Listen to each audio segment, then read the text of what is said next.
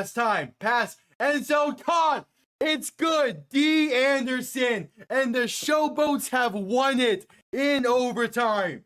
Going to hand this off up the middle for Marable. He's going to fumble. Ball's loose. And St. Louis picks it up. That will do it. The Battlehawks defense makes a play late.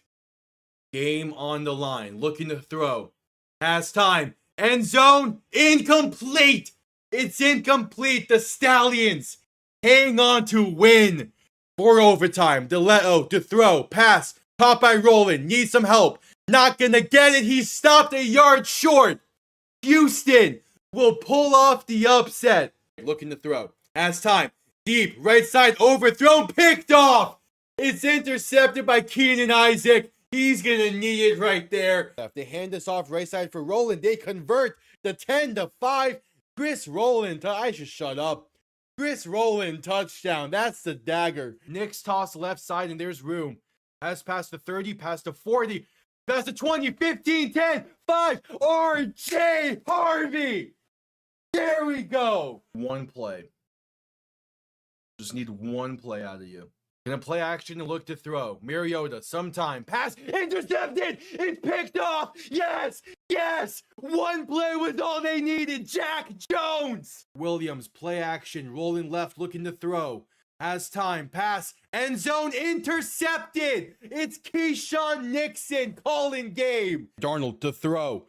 Has time. Pass, wide open, over the middle. The Seattle Seahawks do it. Play action looking to throw. Williams has some time. Pass deep. Over the middle. Has a man. It's DJ Moore. Touchdown Chicago. They win in overtime. Snap good. Hold good. Kick up. And he missed it. Wide right. The Steelers will host Houston on Monday night. Williams in shotgun. Back to his right. 3 receiving options to the left. 4th and 4. Trip to Seattle on the line. Man in motion. Williams looking to throw. Pressure coming. Rolling left. Trying to buy some time. Back near the 40. Pass left side. Williams is caught. Touchdown Chicago. Cole Kmet. Somehow the magic remains. What? May looking to throw in 3rd and 6. Rolling left. Gonna take it himself. And that will do it. A first down carry. It's a gain of 7. And the Patriots have booked their ticket to Santa Clara. Zeros on the clock. The Seattle Seahawks, for the first time since 2014, are your NFC champion.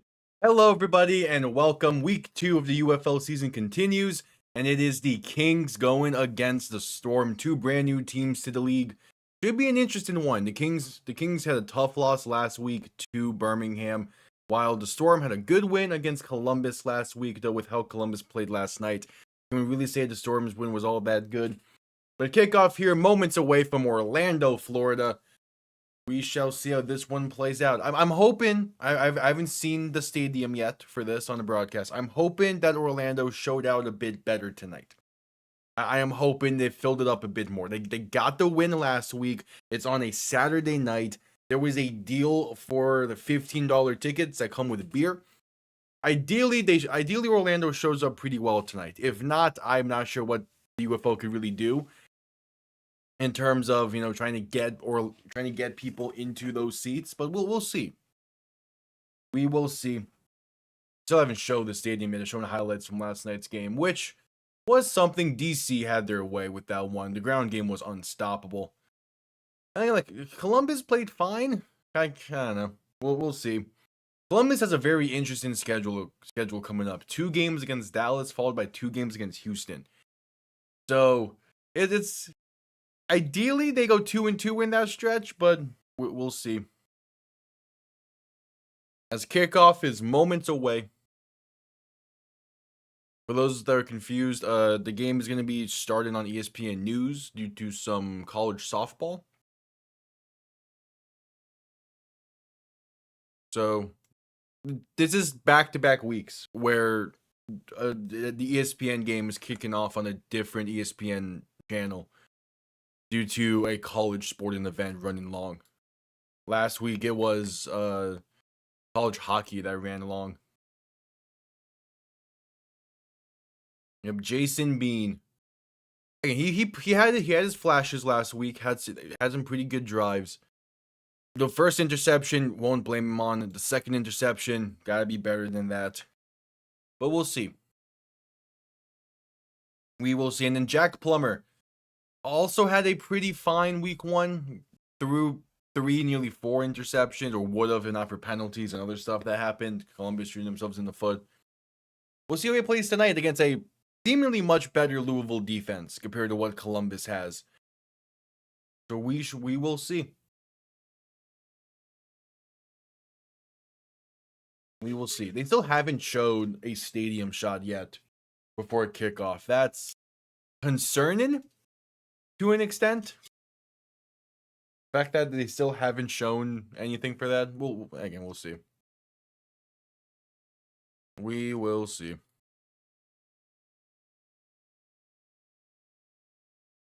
As the teams take the field, it looks like we're gonna have the Louisville Kings getting the ball first in this one. So we will see that Jason Bean led offense. And if they get out to a hot start, I could see Louisville having a solid game. But cannot start the same way they did last week with the interception early on. Sorry, the Astros beat the A's 11-0 tonight. Okay. Yeah, from that shot that they're interviewing Anthony Beck right now. From that camera, it does not look great in Orlando, but we'll see how the entire stadium looks. But I'm also not surprised that Orlando's not really showing out for this team as one would expect. Hello. Welcome on in. At a minute until kickoff, according to the stadium clocks. I want to see the away sideline. Yeah, that's not great. Yeah, I'm not sure how much longer. Yeah, Orlando's one of those markets where they've been burnt so much with spring football that I'm not sure if it could work. For a Saturday night, that stadium looks empty. That's not great. But again, like they're still not marketing towards the campus. So I'm not that surprised. Well, yeah, there's a reason San Antonio was in the league this year because their attendance was not great, but also their stadium lease was not great with the Alamo Dome. So I'm not surprised. Yeah, or they definitely missed the market feels with Orlando because if they put stuff around campus, it would have probably hit a lot better. But like if you go around the campus area, there's like no advertisements for this team. Sucks.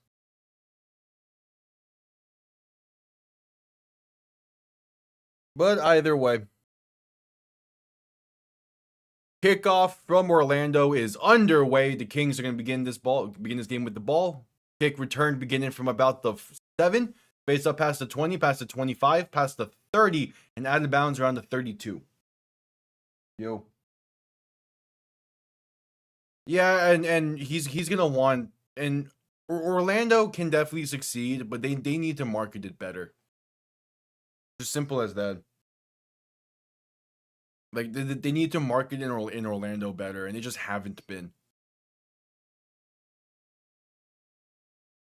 Like I'm in the Orlando area. I have not really seen a lot of advertisements for the UFL in Orlando for the team. But I drove past somewhere today and they had an advertisement for the indoor football league team that's here. Like it's just they're not marketing the team properly. Bean play action, quick dump off right side. First play of the game, going to be a gain of roughly 5 or so. That's how this one starts off. It's Caden Prather on the reception.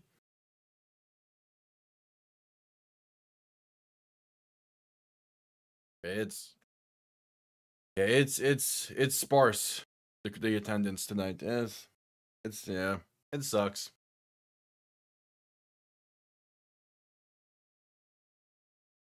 Bean in shotgun back behind him. 3 receiving options to the left.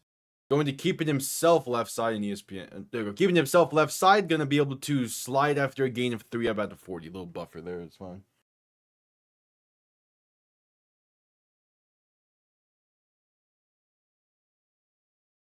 So an early third down for the Kings is a 3rd and 1.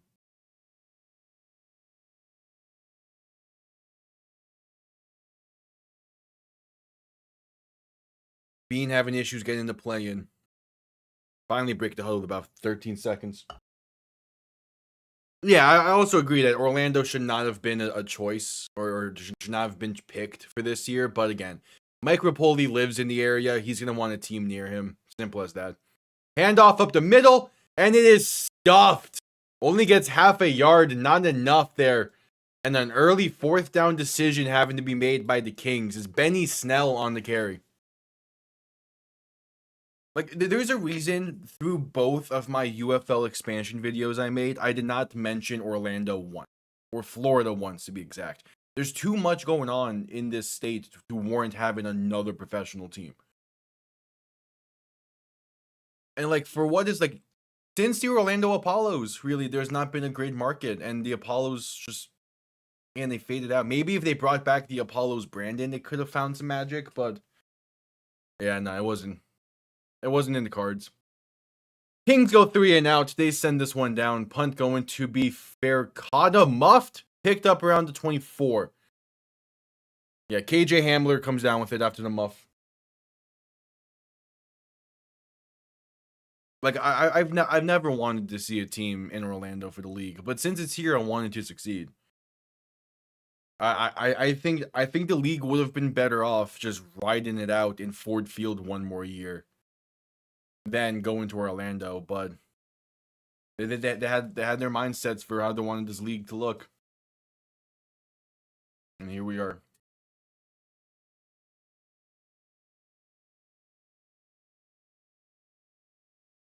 All right, they're gonna say ball on their own 25 for Orlando.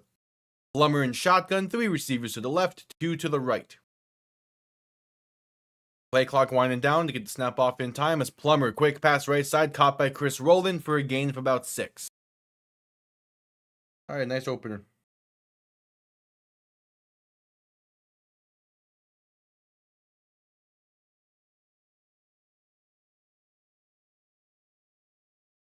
Second and 4 coming up. I don't know. I must have hit something wrong there. Probably just fast fingered the remove point button. Thank you for pointing it out, though. Plummer in shotgun back to his left. Quick throw, left side can be caught for the first. Space up past the 40, past the 45, and down to about the 47 for KJ Hamler. Actually, mark him down to 49. That's a generous spot. But 2 plays, and Orlando's already picked up about 24 yards on this drive.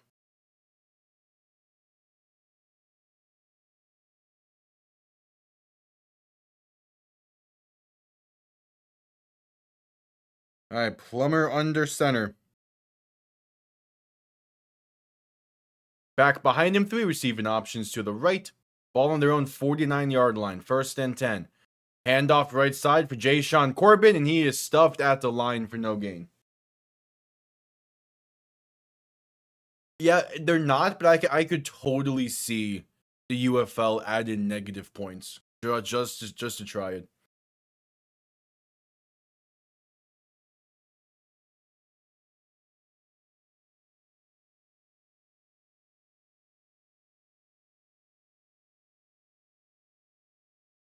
All right, 2nd and about 10. Plummer in shotgun, back to his right. 2 receiving options to each side. Ball on their own 49 still.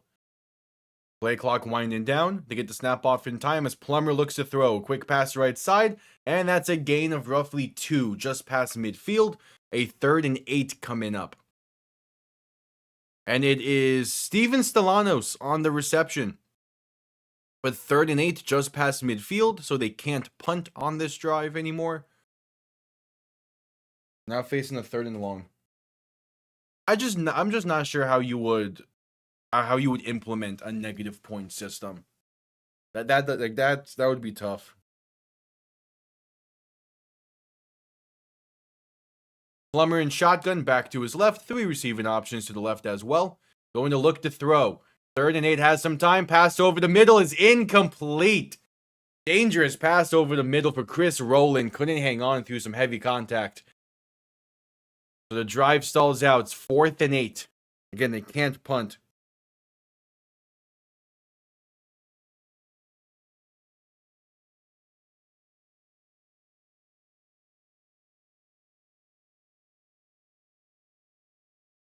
No, I mean, you already lose possession on safeties. You shouldn't lose points as well.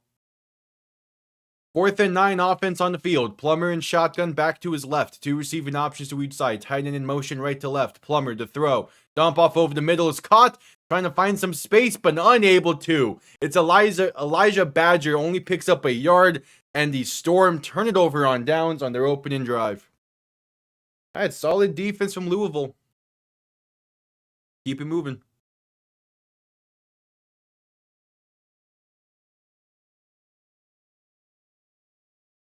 Yeah. I would like to see Dorian Thompson-Robinson get some reps tonight, but I don't know. We'll see how the game goes for that. 9:43 to play in the first. We head to commercial break. Yeah, there's...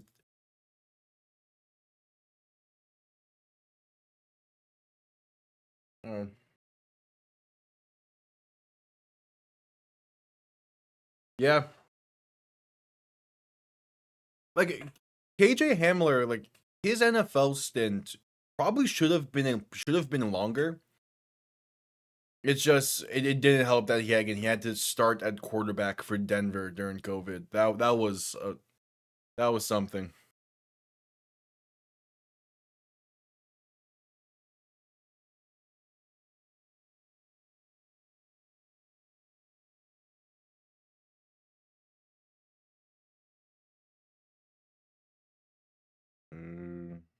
One second.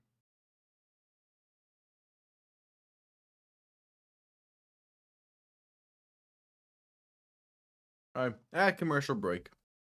The final thing I'll say about the Orlando attendance thing is I don't see Orlando actually going anywhere anytime soon because of the fact that Rapoli lives in the area. I kind of see it similarly to what the Renegades are in Dallas. I don't see them going anywhere, even like if attendance starts to fall, because the league is headquartered in Dallas, so like they're gonna have a team there. And Rapoli is much more involved with the league compared to what Dwayne Johnson was. Thus, why San Antonio would move to Orlando. Yeah, it's just it's a weird spot for them to be in. Again, like, who knows? Maybe, again, if they have a great season, they win a good chunk of games, and they start building a name to themselves again. Maybe we see Orlando get better attendance wise throughout the year, but I mean, if you can't get about half that stadium full on a Saturday night, I'm not sure if you can ever get that stadium full.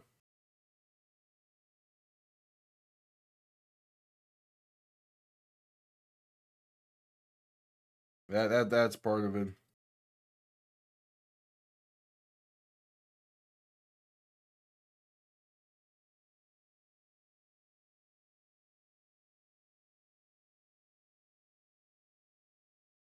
But we will see.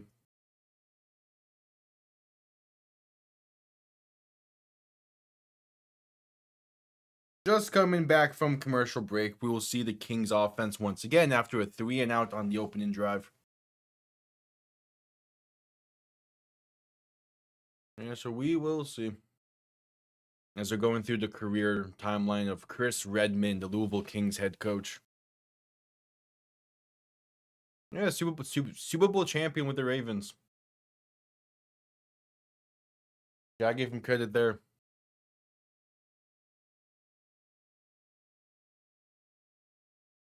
Again, Redmond had these guys ready to play last week, and so far the defense playing well this week. It's always been one drive. Ball on their own 48. Bean in shotgun back to his right. 2 receiving options to each side, looking to throw. Pressure coming, rolling right to buy some time. Still looking. Pass right side, can he be caught? Makes one man miss. Pass the 35 and stood up around the 31. All right, nice way to start this drive. The 81 the number? No. That's Trey McKitty on the reception. 87. That's what it was. And it's 1st and 10 in Orlando territory. Bean in shotgun, back to his right. 3 receiving options to the left, looking to throw once again. Storm trying to send pressure. Bean pass deep right side is overthrown and incomplete. In the vicinity of Tariq Black, but he gets tripped up on that route, and the ball is nowhere near. 2nd and 10 coming up. Yeah, it would have been overthrown anyway.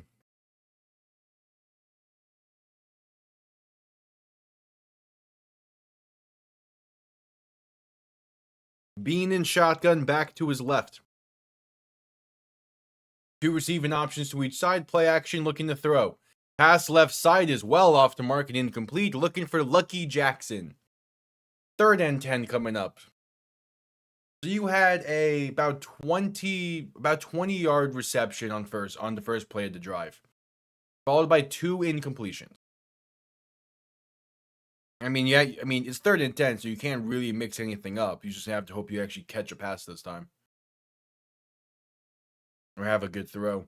Bean in shotgun, back to his right. 2 receivers to each side. Ball on the Orlando 31-yard line. Going to hand this off up the middle, and there's some blockers. Gets past the 25 down to the 24. Not bad for Jaden Sheardon on the carry.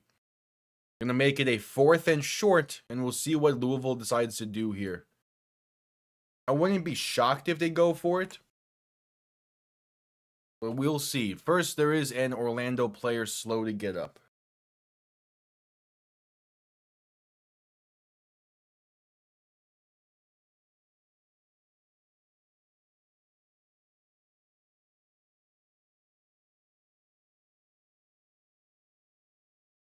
Yeah, it's always tough to see injuries. But he's up. He's walking under his own power. That's good to see.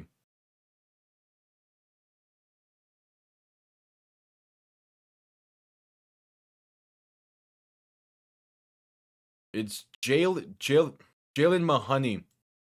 That's okay. He was slow to get up after that play. The safety for Orlando. And Louisville was send out the field goal unit. Trying to get points on the board. So out comes Tanner Brown. I think this is his first field goal attempt of the season. I don't think he had one last week. 42 yards out. The ball is centered well to put the Kings up by 3 early. Kick is up, and it is right down the middle. All right, 7:38 to play in the first quarter. Kings get the early lead. And we'll see this Orlando offense once again after commercial break. Yeah.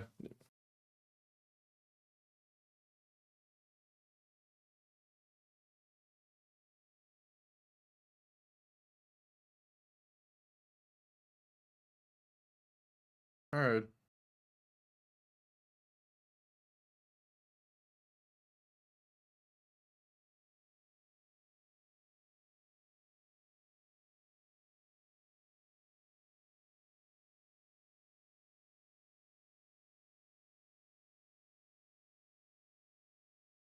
I don't expect a lot from this game, just as a whole. Both defenses played well last week, so I'm just like, I'm kind of expecting a defensive-minded game.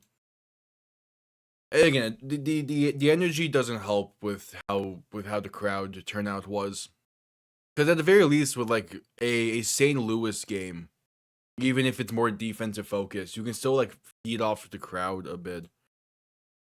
That's not really the case here in Orlando tonight, sadly.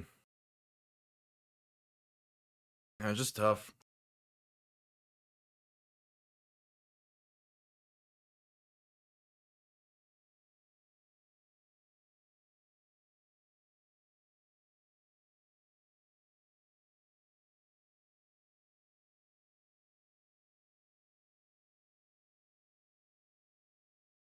Yep, at commercial break.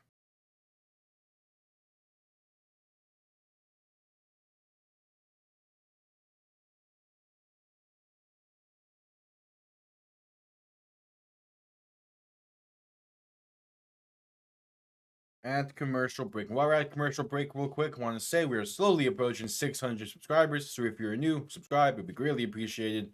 We go live with basically every single UFL game during the course of the season, as well as when the NFL rolls around. I go live with about 5 games a week, depending on the scheduling. Every primetime game, it's every Miami Dolphins game, and then a few other games sprinkled around here in between. Again, depending on the NFL scheduling, which we'll find out probably in like a month or so, I would imagine. So yeah, stick around. Really appreciated. As we should be coming out of commercial break here soon. And we can see how Orlando responds to the field goal that Louisville just had. Yep, here we go. Just coming back from commercial break. All right, what you got?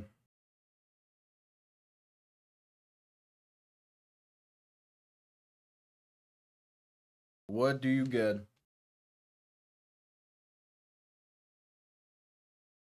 Oh, I'm curious how Anthony Beck feels about this, because he went from coaching in front of 30,000 fans a week, basically, in St. Louis, to maybe you cross 10K for a home game.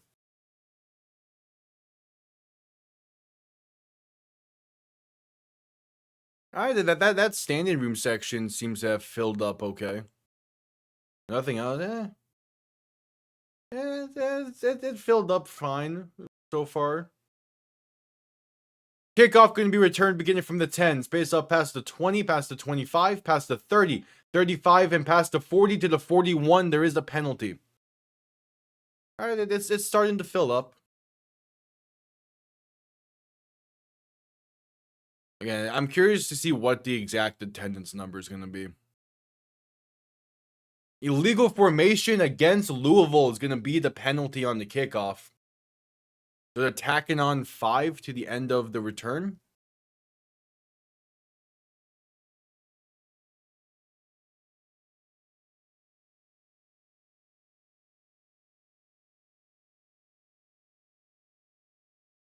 So Orlando going to have some pretty okay starting field position on this.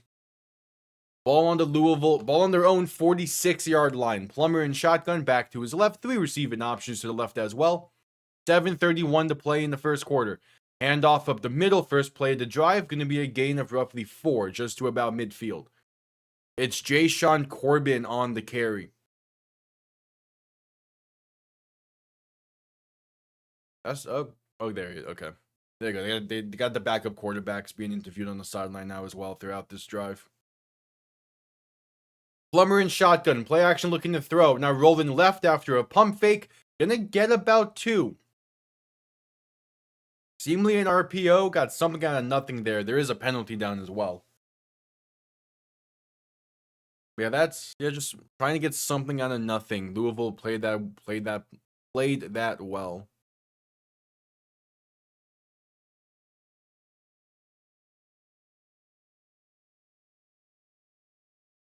And yeah, the penalty is gonna be on Louisville. They did not properly show it on the broadcast yet.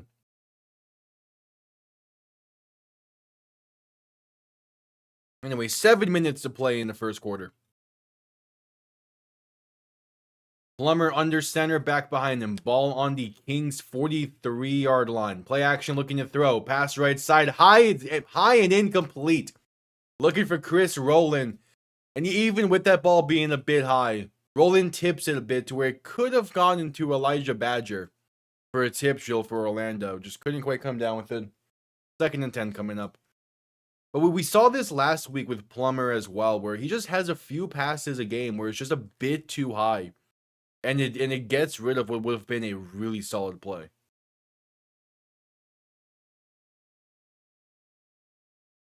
Plummer in shotgun, back to his left. 3 receiving options to the right. Plummer, quick pass right side, going to be caught by Rowland. Has space to about the 39-yard line of Louisville. It was a 3rd and about 6 coming up.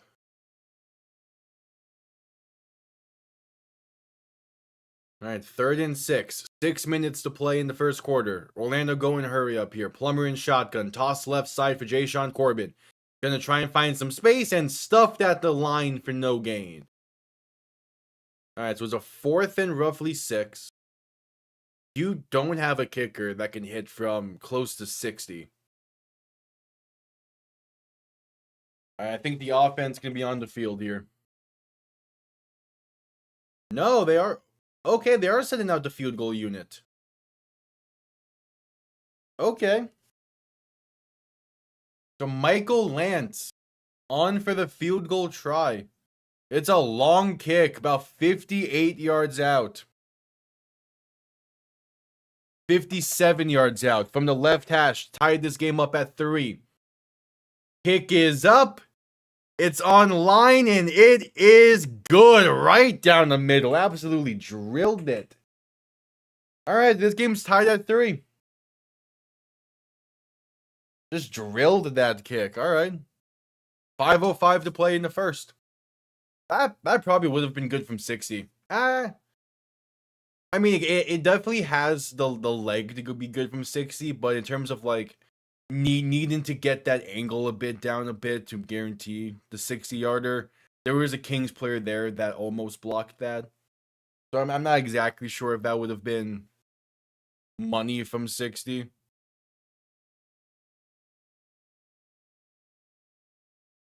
But definitely would have had a chance.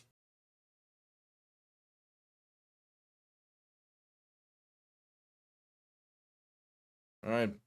All tied up at 3. Orlando setting up to kick this one away. And we'll see this Louisville offense once again. They had a pretty solid drive the last time out. Off of the turnover on downs they forced. Can they do it again?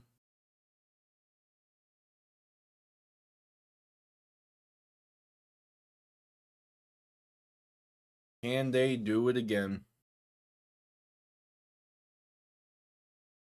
All right, teams lined up and the kickoff is underway. Going to be returned beginning from the goal. He muffs it. Return beginning from the end zone now. Space up past the 5, the 10, and down to the 11. Jaden Sheardon, terrible return there.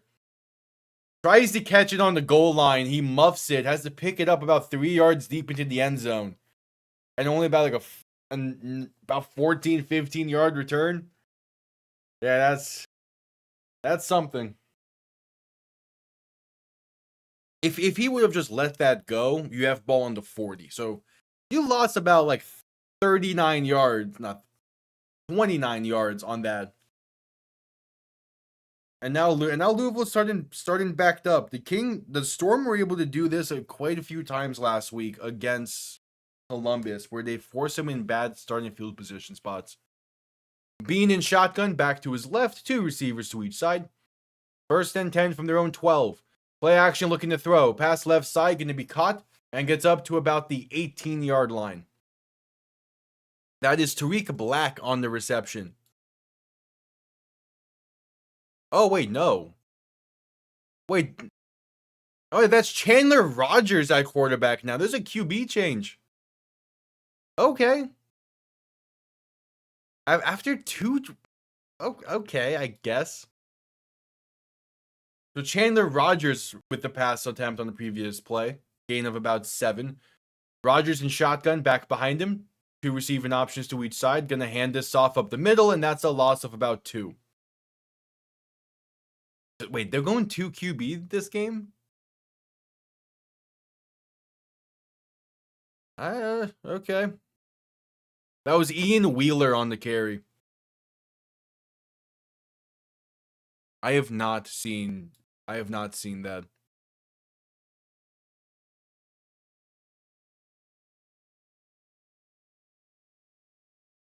Is it something I should have seen? Rogers in shotgun, back to his left. 3 receivers to the right. 3rd and about 4. Rogers dump off left side. There's space. Past the 30, 35, and out of bounds to the 37. Ian Wheeler on the pickup, on the great pickup on 3rd down to keep the chains moving. Yeah, I'm just confused why because last week Louisville was singular quarterback the entire game in Jason Bean.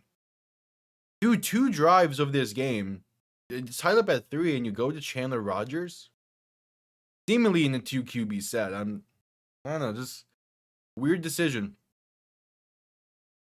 It definitely, so far, it's working okay. Rogers looking to throw in 1st and 10. The pressure comes quick off the left side. Somehow gets rid of it for a whole chunk of yards. A 1st down and a whole lot more. He gets rocked while throwing that one, though.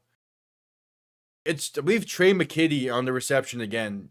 ESPN's camera crew. Did not do great with that. Yeah, there's a free rusher off that left side. Somehow he gets that ball out. And no, that was Tariq Black on the reception. Yeah, hey, Chandler Rogers, good on him for getting that ball out. They passed midfield with that play. Rogers going to keep it himself on the play action, and then again, somehow avoids a sack by just getting the ball out there towards a receiver. Makes it 2nd and 10. Hey, that's a hell of a play to make.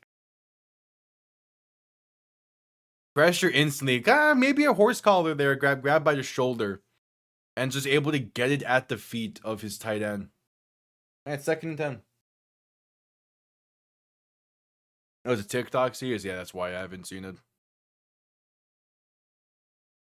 Rogers in shotgun, back to his left. 2 receiving options to each side. Man in motion, left to right. Rogers going to look to throw once again. Pressure coming, pass over the middle, wide open. Trey McKitty past the 30 to about the 25, and the Kings are moving on this drive. All right. Getting some action from this offense here. Great pocket formed as well.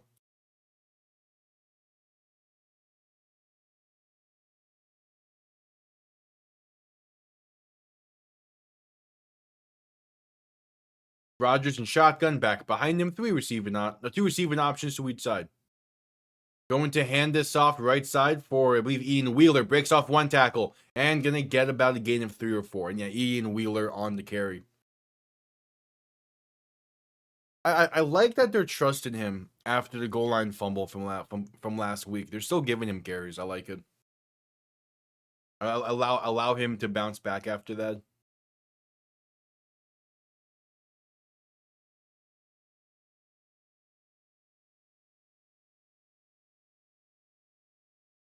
All right, 2nd and what's that, about 6-ish? Rogers in shotgun, back to his right. 2 receiving options to each side. Looking to throw once again. Pass over the middle is low and incomplete. Looking for Lucky Jackson into some tight coverage. It lands at Jackson's feet, and it's a 3rd down. What's that? 3rd and 7 to be exact. My camera is blocking the down and distance on this ESPN scoreboard right now.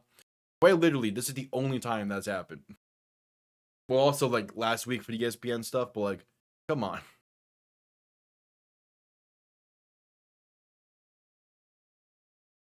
Rogers in shotgun, back to his right. 2 receivers to each side. Man in motion, right to left.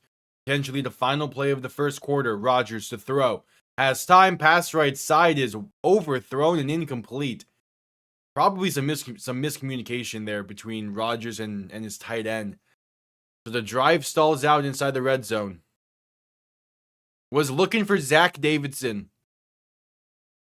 They were just not on the same page. So out comes the field goal unit. But first, the end of the 1st quarter. 15 minutes in the books. This game is tied up at 3. Louisville a chance to retake the lead after this commercial break. All right. 2 teams trading field goals to begin this one.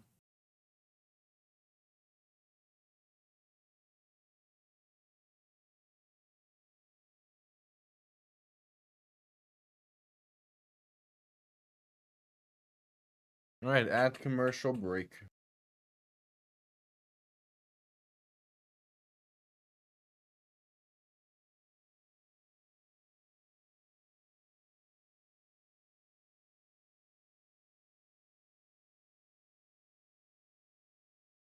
At commercial break.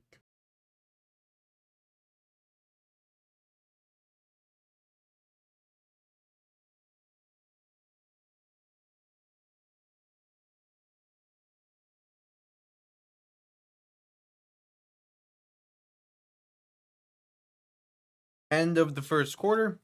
It's a 4th down for Louisville when we get back with the field goal unit out there.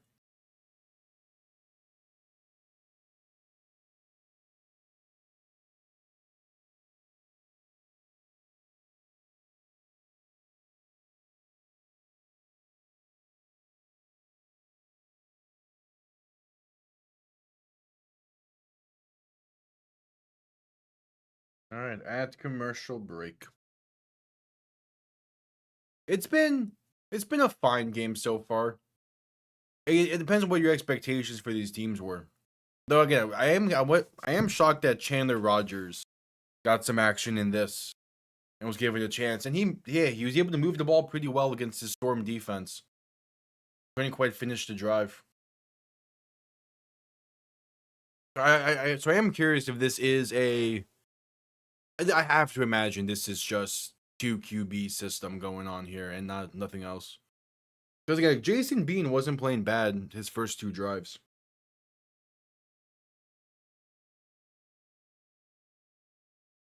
But we'll see.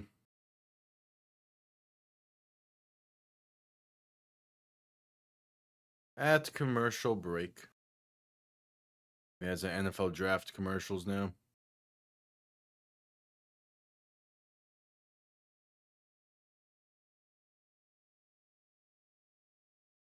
Which again, for the NFL draft, that will be live with all 3 days, technically. More like 2.5. I'll be live standalone for night 1 on April 23rd.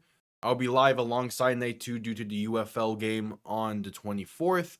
And then the 25th, there might be some overlap for day 3 and the UFL game that day, but I'm not quite sure, so we'll see how much of day 3 I'm gonna be live with. But just coming back from commercial break, a 41-yard field goal kick coming up for Tanner Brown to try and get the Kings back on top.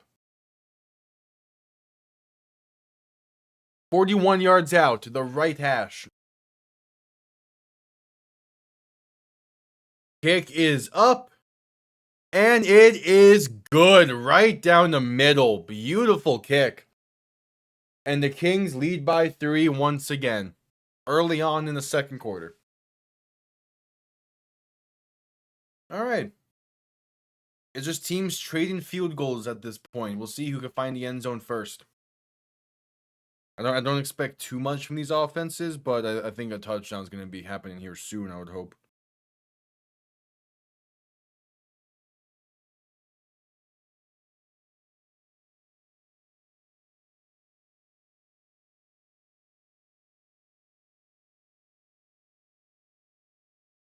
But yep. Out comes Jack Plummer and his Storm offense. Right, actually, after the kickoff.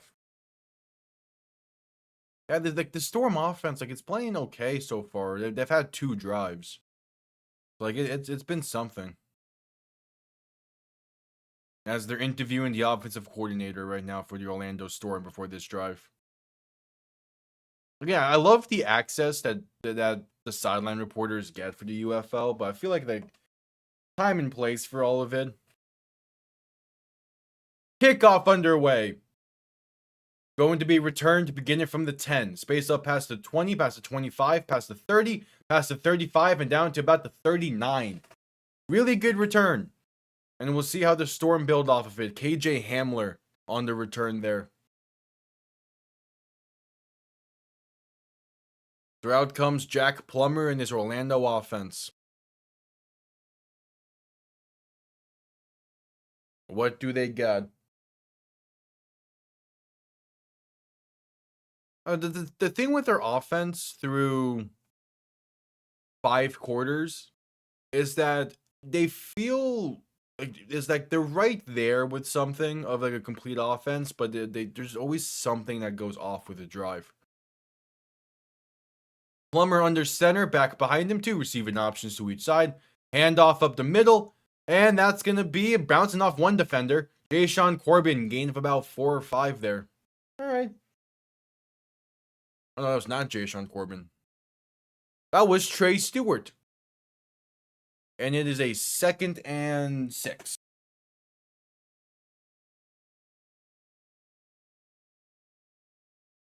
Wait, Orlando runs co-offensive coordinators? No wonder why this offense feels weird at times.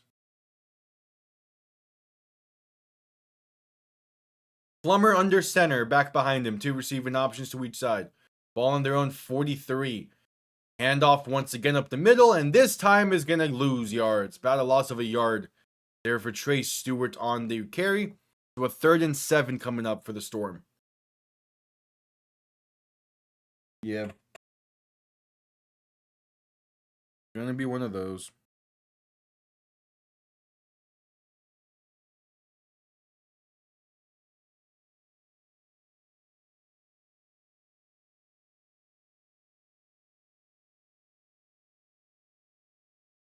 Third down, 3rd and 7. Plummer in shotgun, back to his right. 2 receiving options to each side. Going to look to throw. Plummer pass over the middle, wide open for the first. Chris rolling past midfield, past the 45 and down to the 41 of Louisville. Chris Rowland, man. Such a good receiving option. Like, just get him in space and he can extend plays so easily. He's tough to bring down. There's a reason why DC used him so much last year. Plummer under center, back behind him. 3 receiving options to the left. 1st and 10 from the Louisville 41. They pass midfield. They can't punt on you anymore on this drive. Handoff left side for Trey Stewart. Gets the edge, past the 30, 25, and past the 30, 25, inside the 20 to the 19 for Trey Stewart. And Orlando is moving on this one. Hold up. This might be the drive here. It's going well. They got something with this. They're gonna say he got out of bounds at the 21. Handoff up the middle on 1st and 10. Gonna be stuffed at the line for no gain. Not much room to work with there.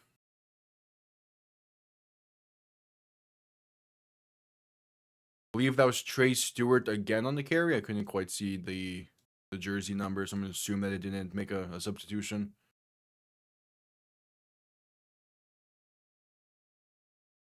As after that play, I saw them sub out the running backs. Plummer in shotgun, back to his right. 3 receiving options to the right as well. 2nd and 10, man in motion right to left. Plummer, handoff up the middle for Jayshawn Corbin. Gets inside the 15 and down to about the, 12-yard line. Gain of 9. It's a 3rd and 1 coming up for the Storm. All right. Plummer in shotgun, handoff up the middle. And the second effort will get a gain of 2. And enough for the first. It's 1st and goal coming up. Jayshawn Corbin on the carry once again. They've been moving the ball pretty well on this drive. Nothing's fancy, nothing special, just some solid football. They've had a few snags, but I mean, it was a loss of 1 and a no gain carry, so they're able to shake those off easily. Plummer under center, back behind him. 2 receiving options to each side. Man in motion right to left. Handoff left side for Chris Rowland on the jet sweep. Gets a gain of about 5. All right. Not bad.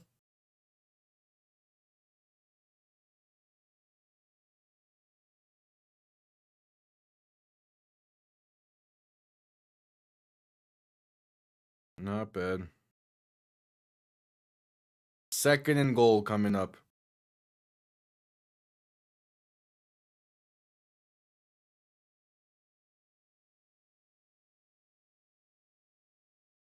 Plummer in shotgun, back to his left. Handoff up the middle, gonna lose 4 this time for Jayshawn Corbin. 3rd and goal coming up. That play never stood a chance. It's Cam Gill into the backfield from the linebacker spot. And just blowing that one up. That's a great job shedding that block. Gee, that was a nice play.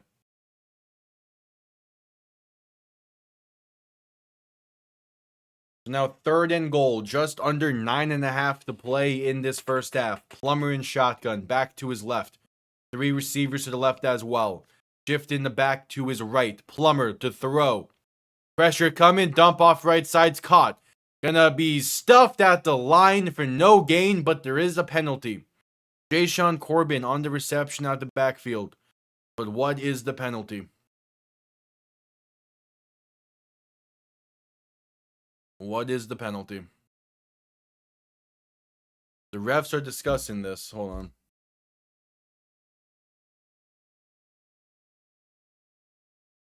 Yeah, it is offensive hold-in against the Storm. That will be declined. So 4th and goal from the 9-yard line coming up. So I imagine out comes the field goal unit. Yep. Michael Lance on for the field goal try. Tied this game back up at 6.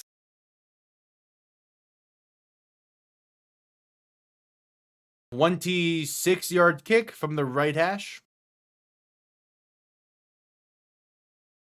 Kick is... There we go. Kick is up. And it is no good. Wait, no, I said that went through? Hold. That did not look good from that camera angle. Okay. That curved a bit too much there for me to instantly say that was... Okay. Said it was good. That looked like it curved a bit too much, but alright.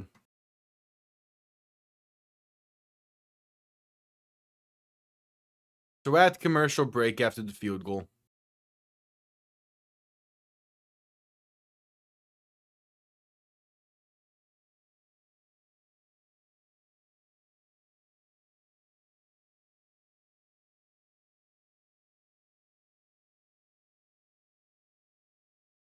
At commercial break. Just under 9 minutes to play in the first half.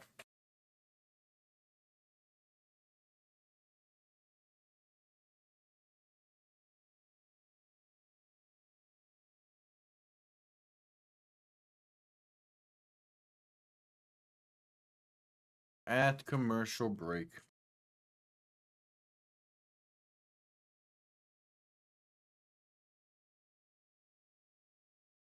So, in other sports league news, because this kind of ties into football and the NFL, the Buffalo Sabres have clinched a playoff spot in the NHL today, thus breaking what was the longest playoff drought in Big Four North American sports. Which means the New York Jets now have the active record of longest playoff drought, sitting at 14 years, and that is beautiful. Welcome in.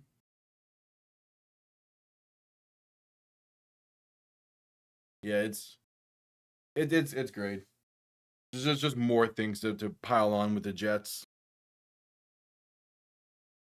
How's that game going over there? If you like kickers, this game is right up your alley. 4 field goals make up the score.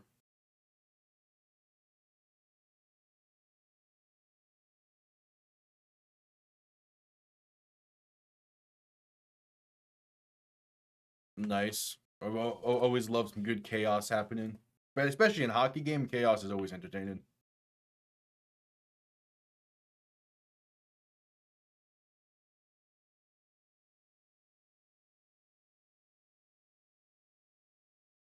Yeah, still at commercial break.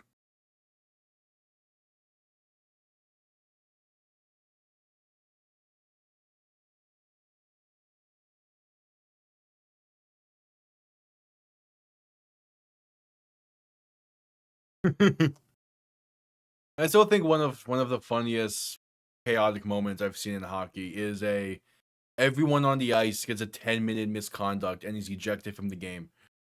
That was beautiful. That kind of stuff is always hilarious. Same thing with false start everyone but the center. Like, it's just too good.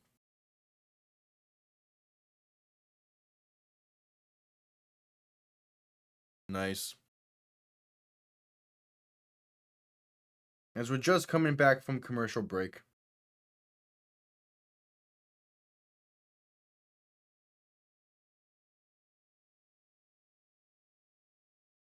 Orlando set to send this one away.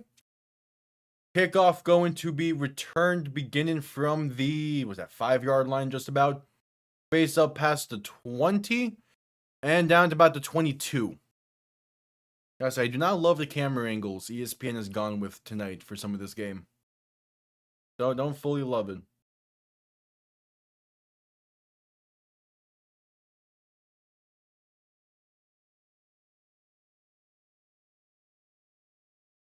All right, so out comes Louisville.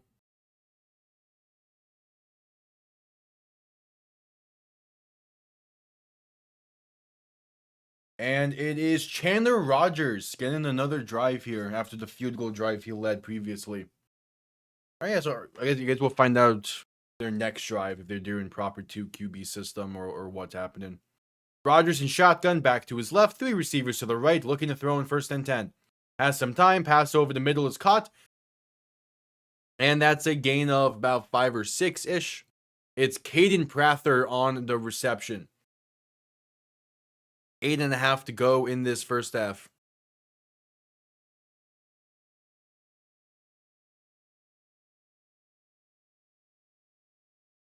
And yeah, 2nd and 4, so gain of 6 on that previous one.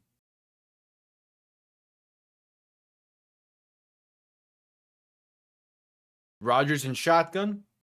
Back to his left. 2 receivers to each side. Man in motion, left to right. Going to look to throw once again. Pass left side, going to be caught by Benny Snell. Enough for the first. Breaks off 1 tackle. Past the 45 and down to about midfield. Benny Snell. Good catch and run there on 2nd down. Just to keep the chains moving. Really, Rodgers had 2 places to go with that ball there and probably would have gotten very similar results. I will say the poise he's playing with in the pocket is beautiful to see. Yeah, so they marked Benny Snell down at the Orlando 49. Rogers in shotgun, back to his left. 3 receiving options to the left as well. Man in motion, left to right. Pass right side, gonna be incomplete. Low throw, looking for Lucky Jackson. 2nd and 10 coming up.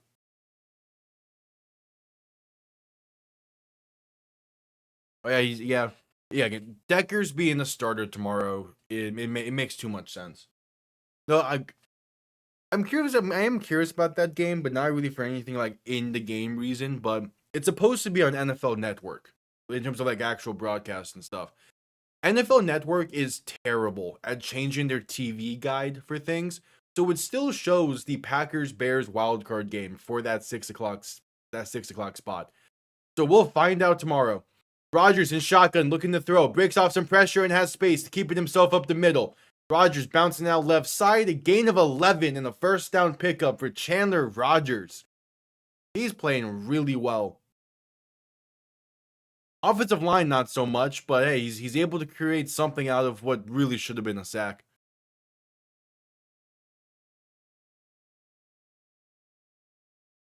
Nice. Yeah, it's Blackjack and Texas Hold'em are the 2 like card games that I'm always down to, like always down to play. Obviously, like now, typically now with actual money on the line, but just has like some fun. Rogers handoff up the middle, gonna be a gain of about 9 for Benny Snell.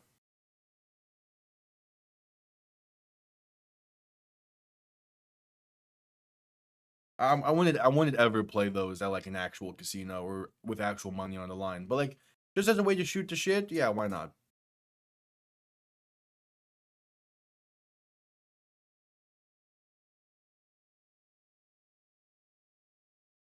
2nd and about 1.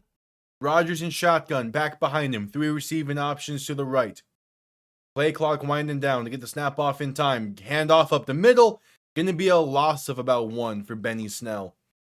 So a 3rd and 2 coming up. As they're going through Benny Snell's career timeline here, including some highlights of his again with the Steelers.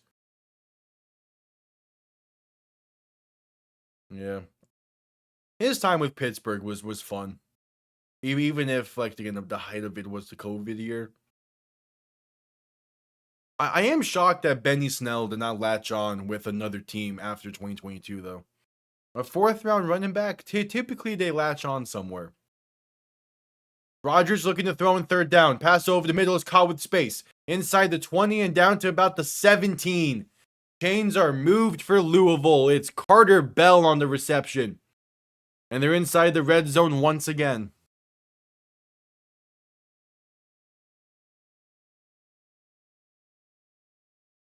Yeah.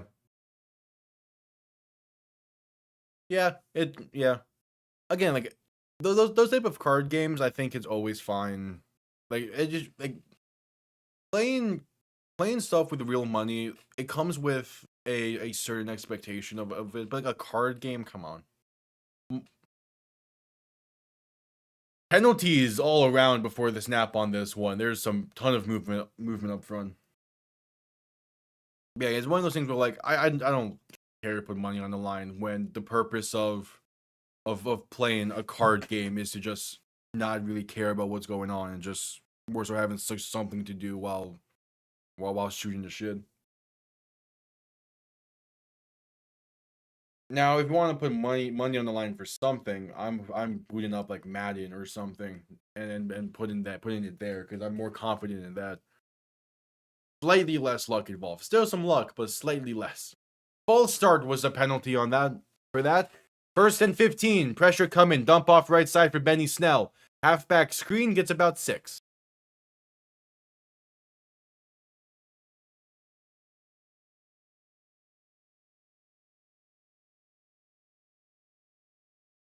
.335 to play in the first half. They have used a lot of clock on this drive.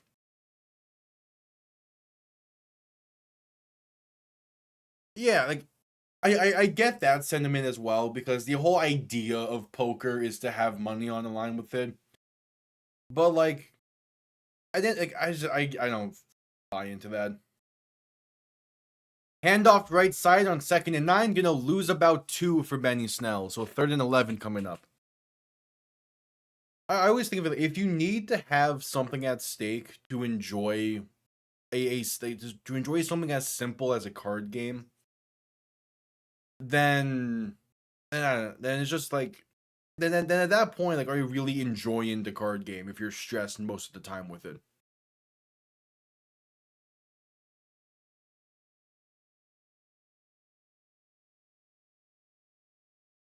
Rodgers in shotgun, back to his left. 2 receivers to each side, and there's movement up front before the snap. Gonna be another false start against Louisville. And this drive is looking like it's stalling out inside the red zone once again.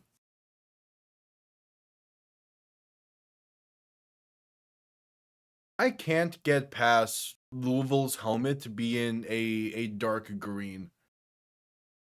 Like, I get it, but like if you look at it from last week, it feels like that their helmet color and their home uniform color are 2 different dark greens, and I hate it. I think part of it is just the gloss finish on the helmet, but still. Rodgers pass right side, going to be caught inside the 15 and brought down near the 14. Not enough for the first, as they needed the 8-yard line. So a 4th and medium coming up.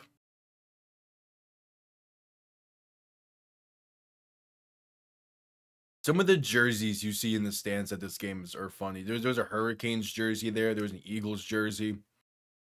Pretty sure I also saw some Battlehawks jerseys. As that will bring us to the 2-minute warning. 2 minutes remain from Orlando in this first half. And then we shall see how the second half goes. Orlando gets ball to begin the second half. So they're going to be just fine no matter what happens. It's a 4th down coming up for Louisville. So we'll see what choice they make. But first, a commercial.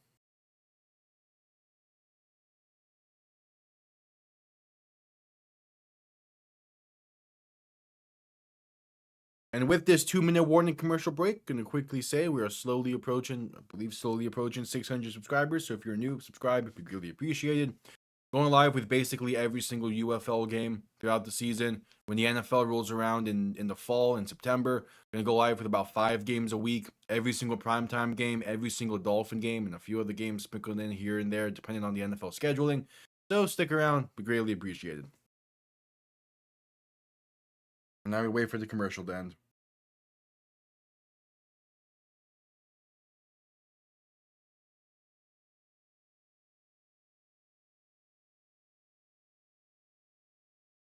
We're getting some set photos from Luke Cage. Or more so probably just Daredevil Season 3. But Luke Cage gonna be in. That's nice. I like Luke Cage.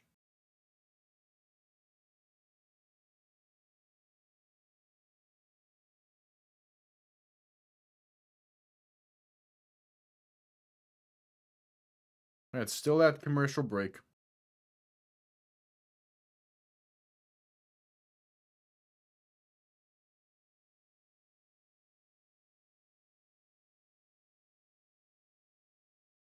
At commercial break.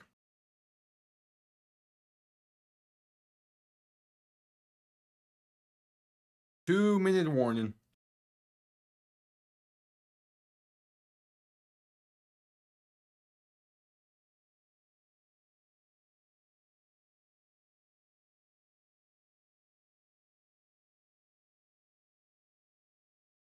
At commercial break.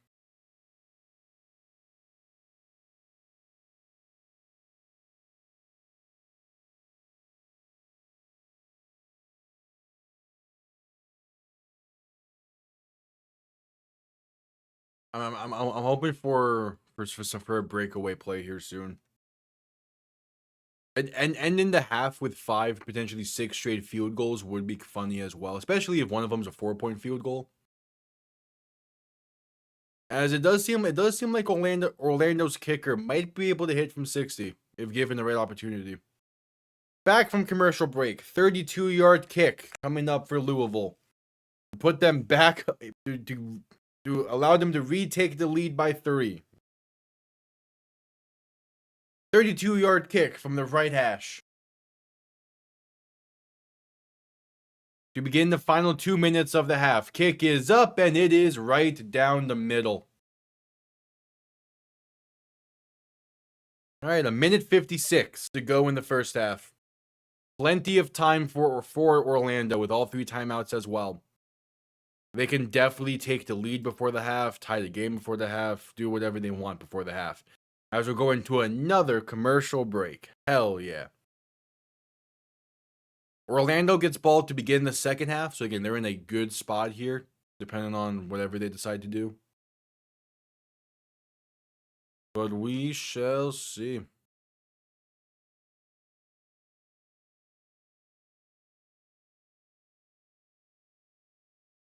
All right.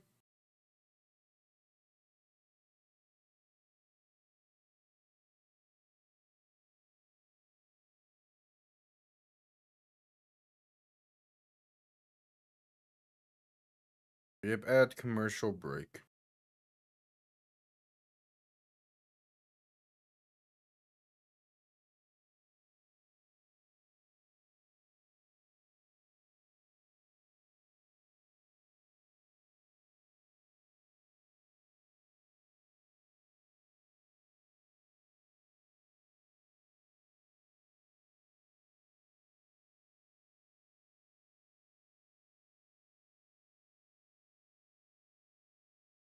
At commercial break.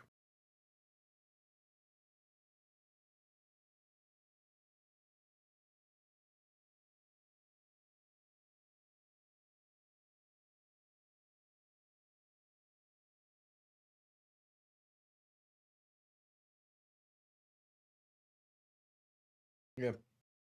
Again, so the other thing, it will take until the second half to find out. But Chandler Rogers has had 2 drives now for the Kings.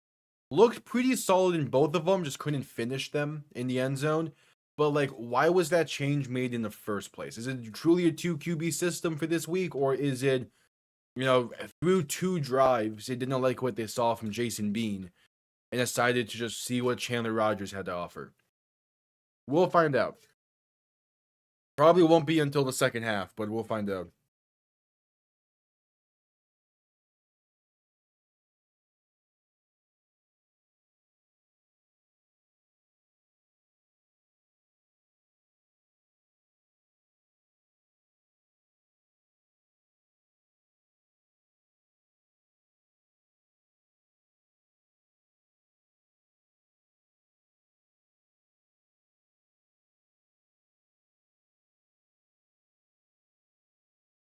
I imagine it's just, give him a chance out there, run that 2 QB system and see how it goes. I wouldn't be shocked if they stick with Chandler Rogers. Because again, through 2 drives, he has looked pretty solid. Also, attendance numbers from last night's game in Columbus, just about 14,800. Pretty solid attendance for Columbus. I like to see that. Orlando's attendance numbers, I'm going to be interested. Kickoff underway. Going to be down in the end zone for a touchback. They'll begin this drive from the 40. Really good starting field position here. What can Orlando do with it?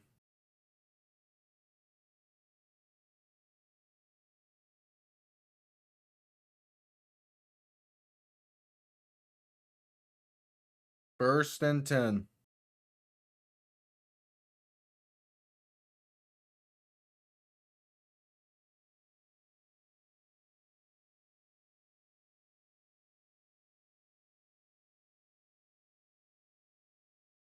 All right, Plummer in shotgun, back to his right. 2 receivers to each side.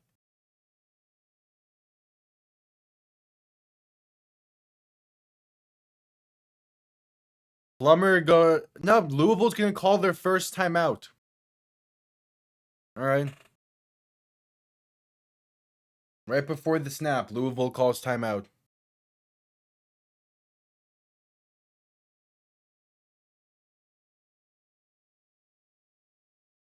Weird timeout call, but whatever.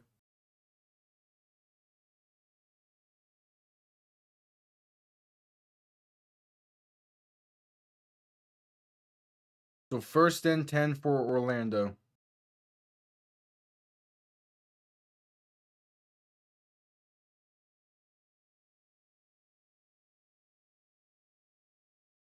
A minute 56 to go in the half. Again, what you got, what you got, Jack Plummer? Plummer in shotgun, back to his right. 3 receiving options to the right as well. Louisville looking like they're going to be sending pressure off their right side, but we'll see if they actually commit to it.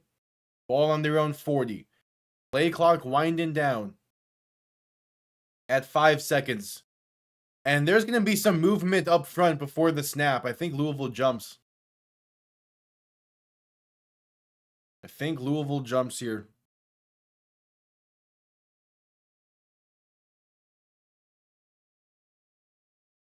Yep, a neutral zone infraction against Louisville. So first and 5 coming up.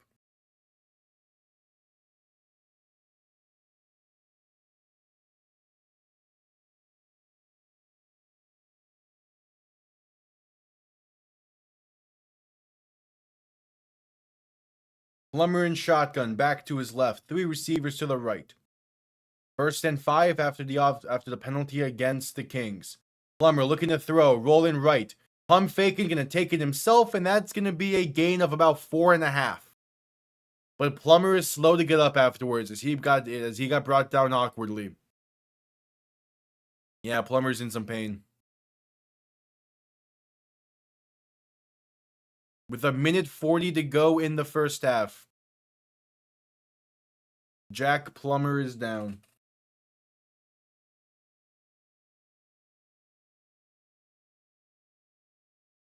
Yeah, he just got brought down awkwardly.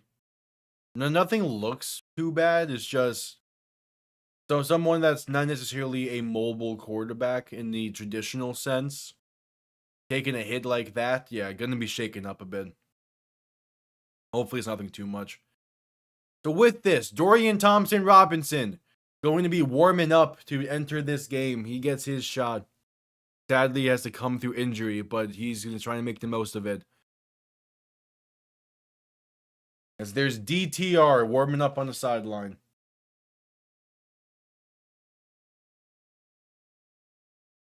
DTR was someone coming out of college, especially after his first preseason in Cleveland, I thought could have been a solid backup in the NFL. Never was able to latch on in that type of role anywhere. Hopefully through the UFL he can get back to that.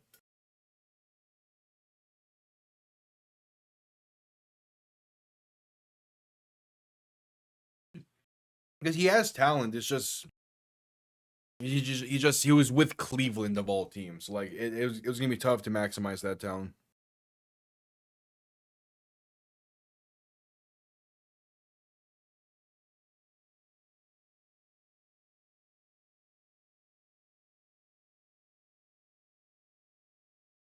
All right. Plummer is up, walking under his own power. That's good to see. At least it looked like he would. Yeah. All right. Orlando has to call a timeout there due to injury. So they only have 2 remaining for the final minute 40 of this one.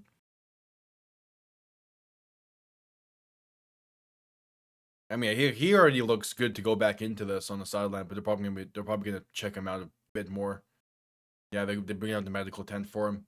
All right, DTR in shotgun, back to his left. 3 receivers to the left as well. Robinson looking to throw, pass right side, gonna be caught for the first. Gets to about the 44-yard line. Elijah Badger on the reception. All right, not bad for a first pass attempt.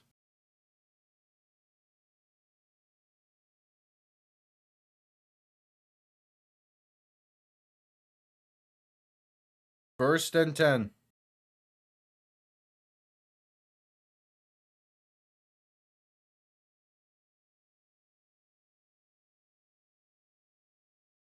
DTR in shotgun. 3 receivers to the left, 2 to the right. First and 10, looking to throw. Pass quick, right side caught by Badger. Makes one man miss and has room. Pass to 40, 35, and out of bounds at the 33. Another first down pickup for Orlando through the connection of DTR and Elijah Badger.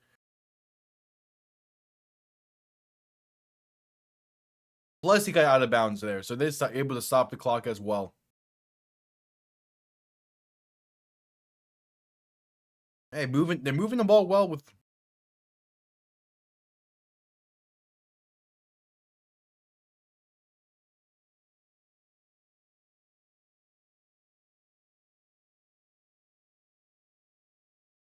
DTR and shotgun back to his left. 2 receiving options to each side. Looking to throw. Dump off left side, and there's going to be a penalty to whistle this play dead before the snap.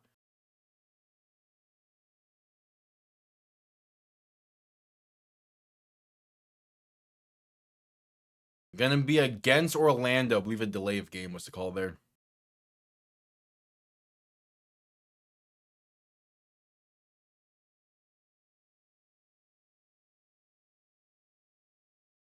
So first and 15 for the Storm.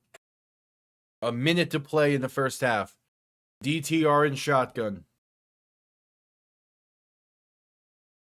Back to his right. 2 receiving options to each side. Going to look to throw once again. Robinson with some time. Stepping up and takes it himself. And that's going to be a solid pickup up to roughly, cannot see a yard mark there. Come on. Again, the camera angle some of these times for ESPN's broadcast does not make sense. I know. Ball on the 30 roughly. Robinson looking to throw. Pressure coming, pass deep, right side. No one near. Incomplete. Nearest player in general is Keaton Ellis of the Louisville Kings. And it's a 3rd and 9 coming up.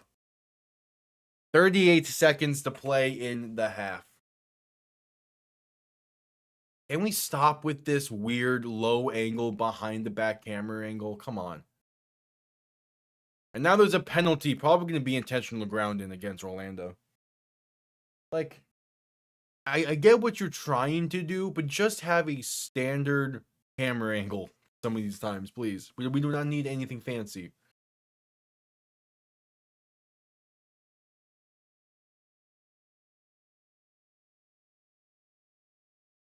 Yeah, intentional grounding against Orlando.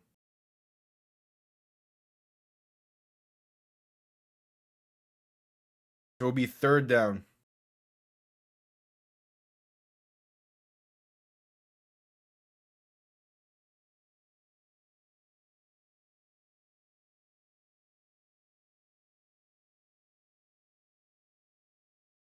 $38 seconds to play in the half.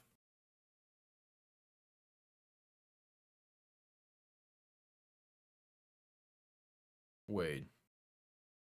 Wait, why are you going back to Jack Plummer at this point?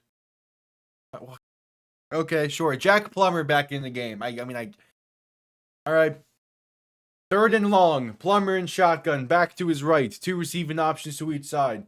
They're on the 41-yard line of Louisville. 1 yard away from a 4-point field goal try.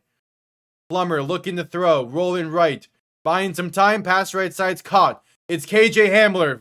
Flipping field. Inside the 20. The 15. The 10. Inside the 5. KJ Hamler. He is in. 41 yards to the house. The Orlando Storm take the lead late in the first half.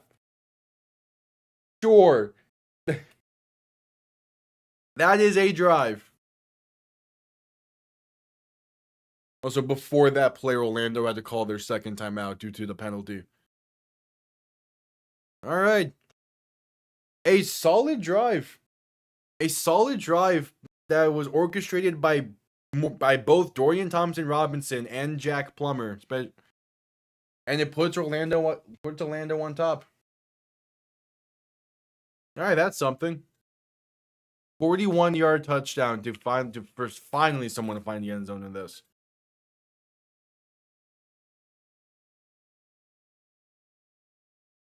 The extra point to make it a 4-point lead is up. And it is no good. Missed it wide left, barely. Barely missed that wide left. So Louisville has a chance. Louisville has a chance with 24 seconds to take the lead before half. Oh, that was a nice play from Jack Plummer. And then good blocking up front there by Elijah Badger and Chris Rowland up the field. All right, that's something.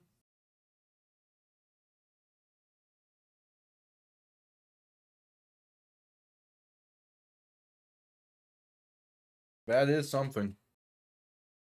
Again, the Kings very well could get this could have a 1-point lead entering half, dependent on the return. The Storm get ball to begin the second half, so they're in a great spot either way. But a 41-yard touchdown is a great way to end the half.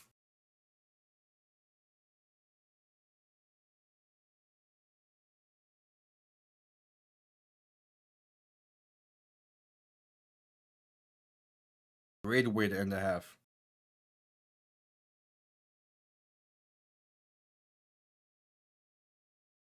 Kickoff underway. Going to be returned beginning from the 7. You're going to need a really good return here. Up past the 25, past the 30, 35, and out of bounds around the 36. They get that good return. 17 seconds, 2 timeouts. They get a good return. Ideally, you want this to be a 60-yarder exactly, so that you would need about 25 yards. Depending on exactly where they're at. And yeah, Jason Bean back on the field. So they're going 2 QB system for this game. All right. Okay, the league is still pushing for the 6 p.m. NFL Network game tomorrow. So I'm going to assume that's the case, even no matter what the TV guide says.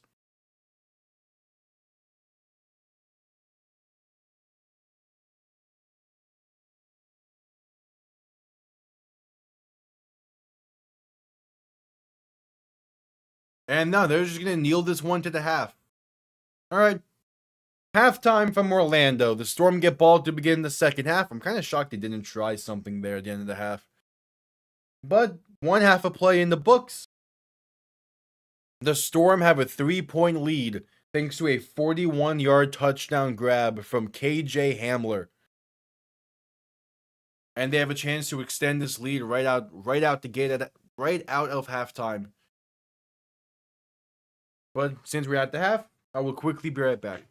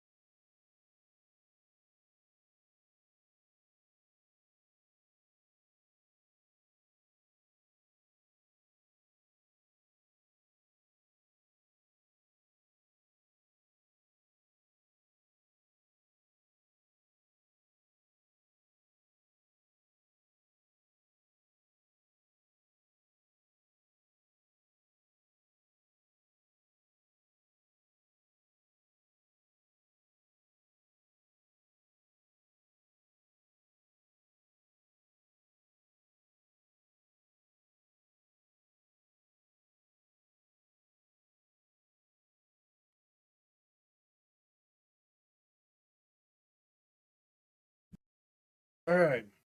At the half.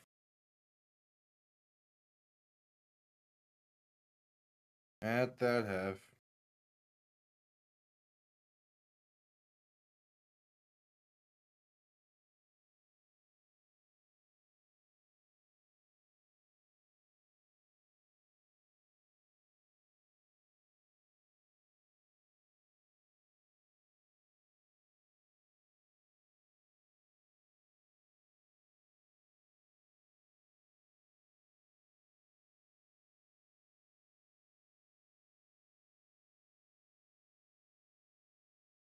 At halftime.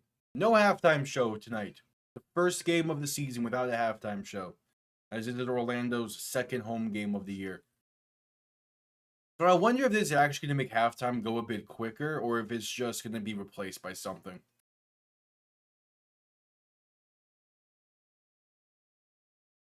I guess we'll see.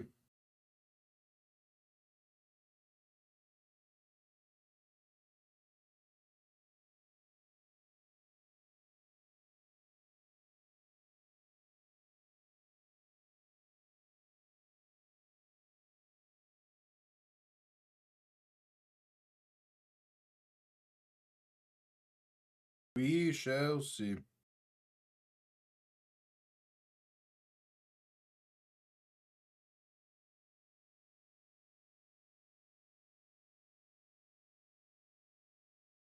At the half. Solid game all around, though. 6 straight scoring drives to end the half. I mean, can't really ask for a whole lot more besides like one of those drives on Louisville's end to find the end zone. But like, they were able to move, their offense was able to move the ball pretty well. Orlando's offense moved the ball pretty well. It was an entertaining first half of action. It just doesn't fully feel like it because because of just how quickly the halves go due to the whole continuously running clock rule. But at the same time, like there is something to that as well.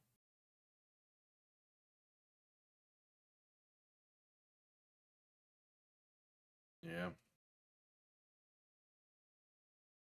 All right, there's ESPN promoting the Super Bowl because they got it on their network this year.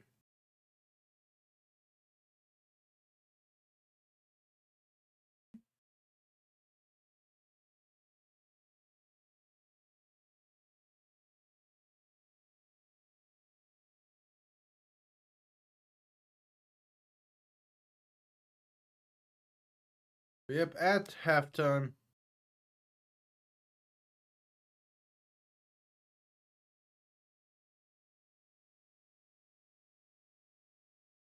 Oh, hey, Kyle Juszczyk. Well, what'd you do in here?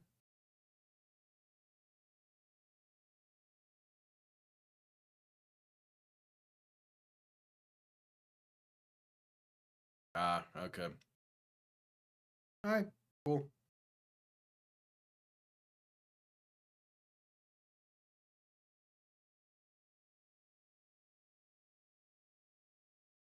Yep, at the half. Since we're at the half, I'm going to quickly say, let me just double check the exact number here.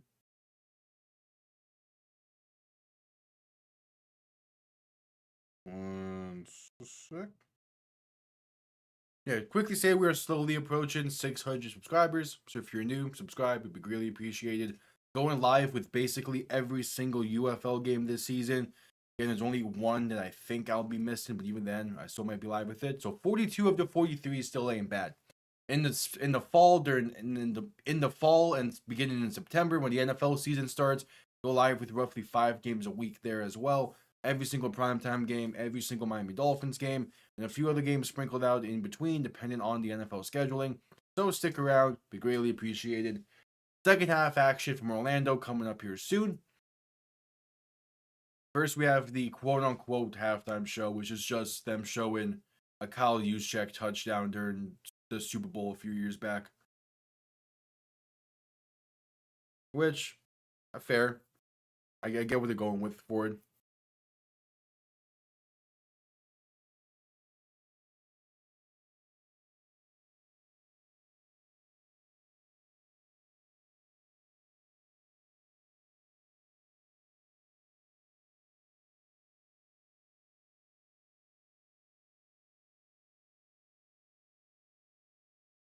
Yep, at halftime.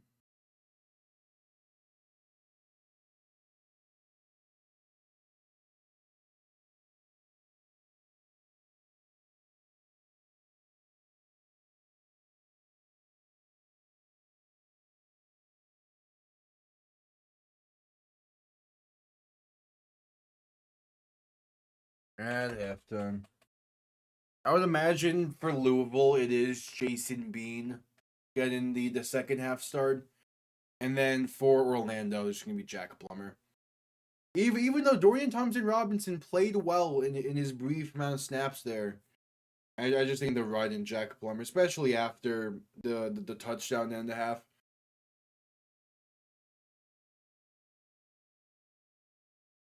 But we'll see. We will see.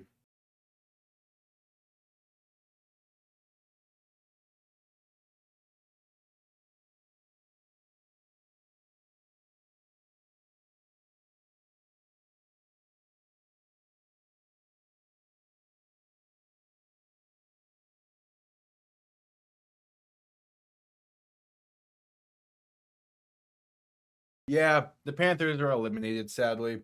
But at the same time, I'm cool with it. They're they're pretty much guaranteed a top 10 pick at this point, which means that they're one gonna keep their pick, and two still get a really damn good player for a roster that become that coming next year is gonna be fully healthy again for the first time in a long while, and be ready to just make people just ready to remind people who they are. So like I'm fine with them having a down year to get more rest to pick things up again next year. Similar to what the Chiefs are dealing with right now. After making three straight Super Bowls, they had a rough year because eventually just the wear and tear gets to you. Now you get to just have a complete reset for the next year. I think it'll be fun. The Sabres clinching is the best consolation prize because it gives me one more thing to shit on the Jets about. It is the best consolation prize. And like I'm generally gonna be rooting for the Sabres in the playoffs. I want to see them have a good. I want to see them have a nice run.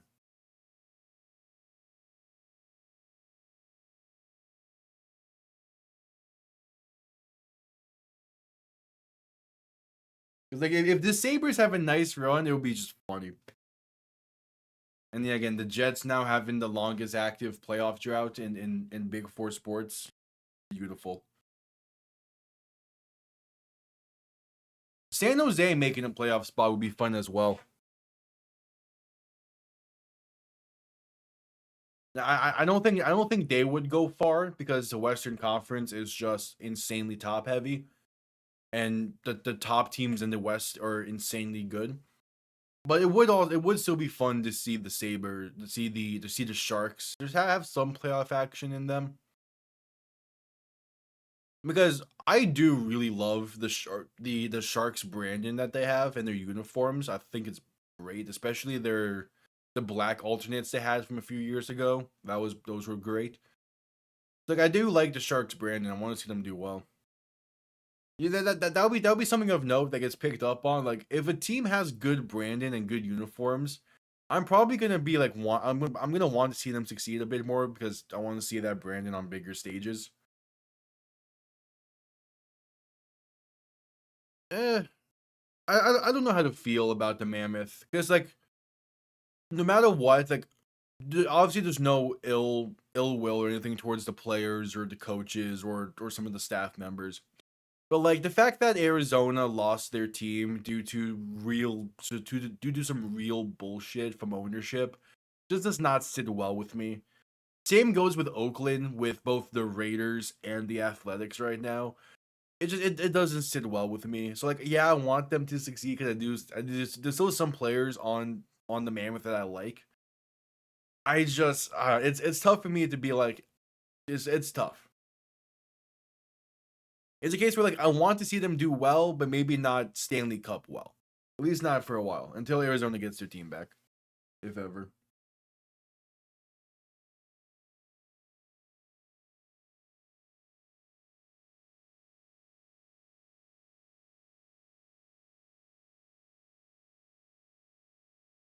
Now the Raiders and Athletics, I don't really care if they do well or not because one, I don't care about baseball, and two, there's other teams in the AFC West I like better than the Raiders anyway. Like the Broncos, Brandon, beautiful. To me, the Broncos have not missed on a uniform combination yet in their team. I mean, aside from like the very early years, but like talking about Super Bowl era uniforms for teams, I don't think the Broncos have missed. I think all their uniforms have looked good.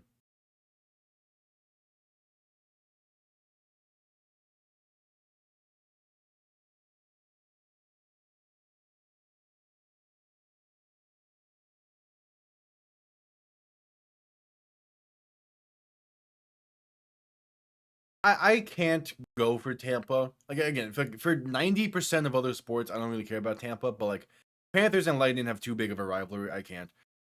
But yeah, like Buffalo, I'll root for. Pretty much the only time you'll see me rooting for a Buffalo team is probably these playoffs. Anaheim, San Jose would be fun.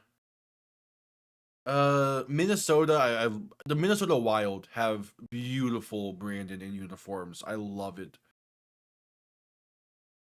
Like pretty much aside from when the Arizona Coyotes were a team and had their Kachinka uniforms, the Minnesota Wild are right up there with some of the best looking uniforms to me in the NHL. So yeah, them succeeding would be fun.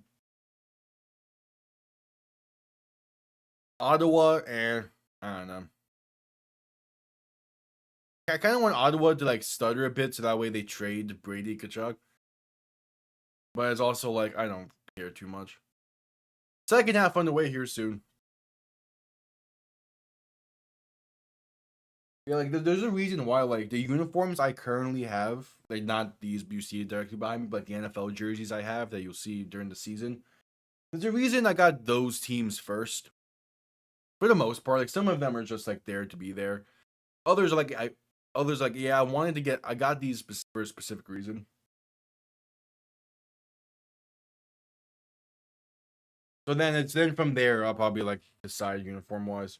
I don't know the new Falcons uniforms look pretty nice.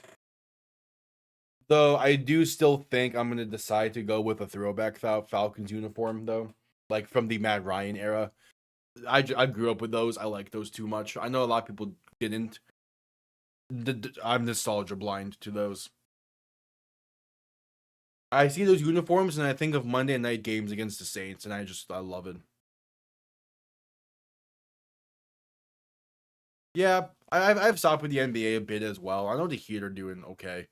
It's just the NHL has had more of my attention for as like a winter sport.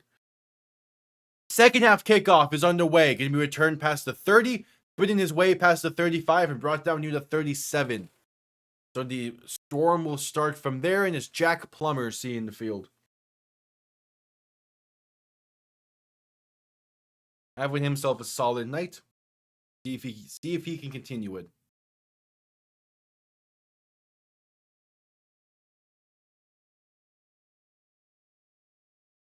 First and 10. Yeah, no, I can't get into baseball properly. There's like I like playing the MLB The Show games because I'm able to go through games quickly with it. And like, but yeah, for the most part, I can't get into baseball proper. Handoff right side on the jet sweep, gonna lose about 4 there. KJ Hamler on the carry, but into the backfield quick, giving him no chance is Travis Bell.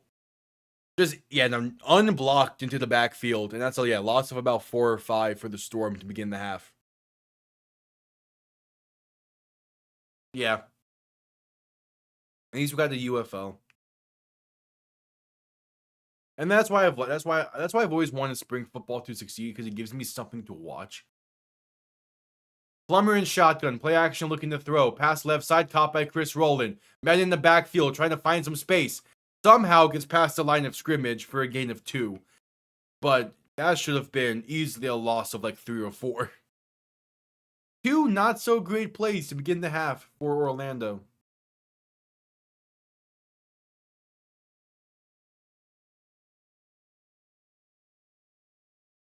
And now a 3rd and long coming up. 13:40 to go in the 3rd quarter. Plummer in shotgun, back to his left. 2 receivers to each side. Ball on their own 34-yard lines. A 3rd and 11. Plummer looking to throw. Pressure coming, trying to step up and sacked. Back at their own 29-yard line. And the Storm go 3 and out to begin the second half. Cam Gill into the backfield on the 3rd down stand. And Louisville has some momentum building here now. They have some momentum building.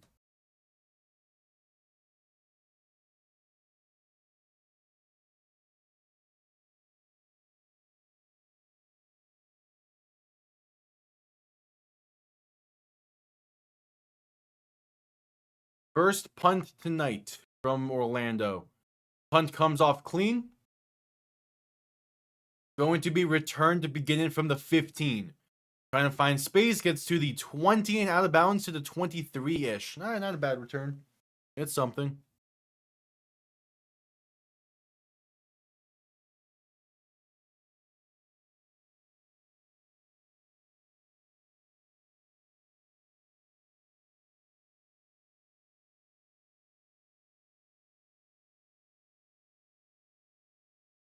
All right, so out comes Jason Bean. It starts the second half for Louisville after Chandler Rogers finished the first half. So they're running a 2 QB system for this game. Not the biggest fan of it, but we'll see how it goes. Bean in shotgun, back to his left. 3 receiving options to the right. Man in motion, right to left, looking to throw. Has some time. Now that time expires. Sacked at the 18-yard line. He had some time there. But eventually the pocket comes down. It's Keyshawn Banks on the sack. I mean, there's not really anyone open, but like you have to get rid of that ball sooner. You have the check down to try and get something. But just taking a sack there it's.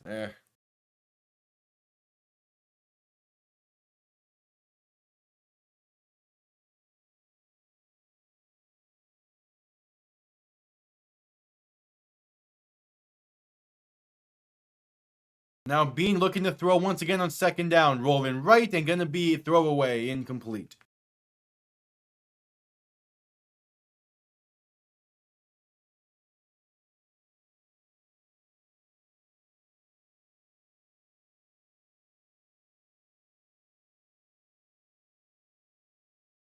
So a 3rd and long for the Kings coming up.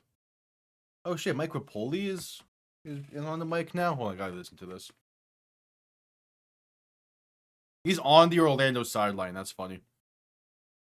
Bean in shotgun, back to his right. 2 receivers to each side. Man in motion, right to left. Bean looking to throw. 3rd and 16. Pressure coming. Dump off right side is incomplete. Just off the mark, and the Kings go 3 and out to begin the half. All right. Second half begins with 2 punts after the first half ended with 6 straight scoring drives.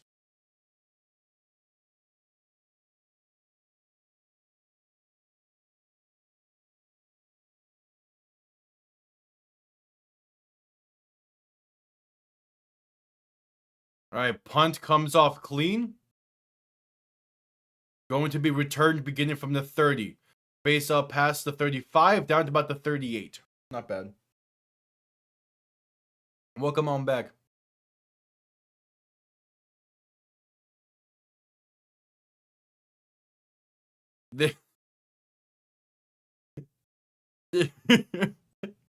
Okay, this is where it's just too much for the UFL. You got co-owner Mike Rapoli on the broadcast from the Orlando sideline, interviewing Anthony Beck, who is the play caller for the Storm, while they just got back on offense. I think at that point, like, it's a bit too much. But I do get it. I do get the idea of it, but come on. Plummer under center, back behind him. 2 receiving options to each side. 1st and 10 from their own 39. Man in motion, right to left. Gonna hand this off right side. There's some space for Jay Sean Corbin to get about 4. Welcome on in. Second half just started. Not much has been missed. The first half ended solidly. Second half so far, not quite comparing, but there's still time. Plummer in shotgun, back to his left, 2 receivers to each side. Ball now on their own 43. Plummer, handoff up the middle, and there's going to be some space for maybe a first. It's going to be close, depending on the spot. Jay Sean Corbin on the carry, and they're going to give him the first, a gain of about 6 exactly. Hell yeah. Love to hear it.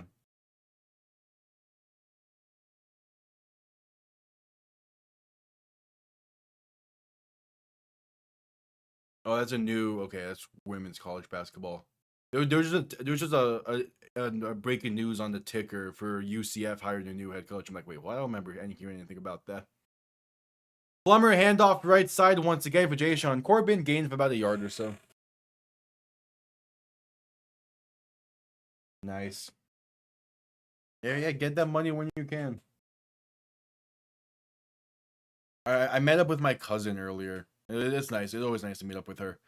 But we decided kind of like on a whim to get comedy show tickets in like a month time. So that's gonna be fun to go see. It'll be my first live comedy show, but like I've seen specials on like Netflix and stuff. Especially for this comedian we're going to see. I'm gonna be great. Plummer in shotgun back to his left, 3 receiving options to the left as well. Pass right side, going to be off the mark and incomplete. Looking for Elijah Badger on the back shoulder. Going to be a 3rd and relatively long coming up.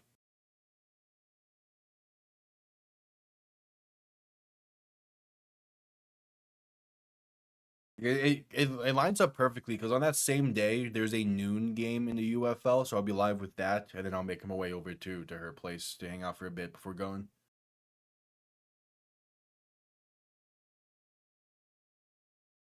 Yeah, and that's fair. Plummer under center, back behind him. Handoff left side on 3rd down. Jay Sean Corbin stuffed at the line for no gain. So it's a 4th and roughly 10. The Storm have already passed midfield, so they can't punt on this. They're going to have to keep the offense on the field. They're going for it. There's no back. Yeah.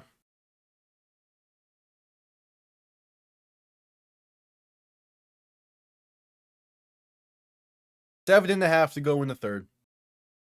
Plummer in shotgun, back to his right, 2 receivers to each side. And there's some movement up front. We'll see who moved first. If this is on Louisville, does it get you into that range where you're willing to send out the field goal unit?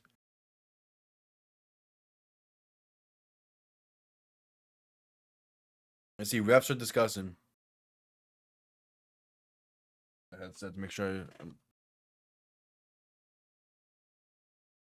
It's encroachment on Louisville. It's encroachment. It's going to be a 4th and 5-ish now. And, I mean, it would still be a long field goal, about 64 maybe. Do you use it? I mean, probably not. I don't think you can trust your kicker quite yet from this range. It would be nice to see, though. Now, offense on the field still. We have to probably wait till next week for another 4-point try, potentially. It's a 63-yard kick. I mean, I would have liked to see an attempt. And now there's a penalty before the snap again, and it's false start on Orlando. Just trading 5 yards back and forth. All right back to the 4th and 10. Just about. No time wasted.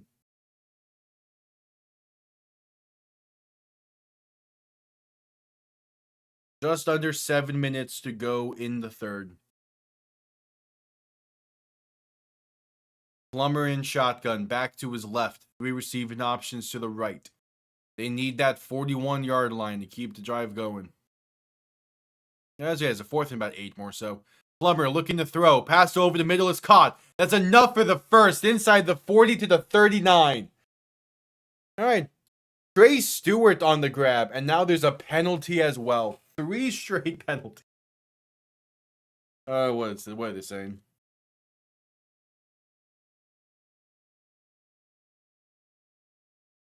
It's face mask against Orlando.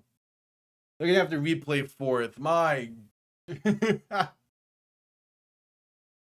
Oh, okay. That's clean. That's a clear face mask. He rips off his helmet.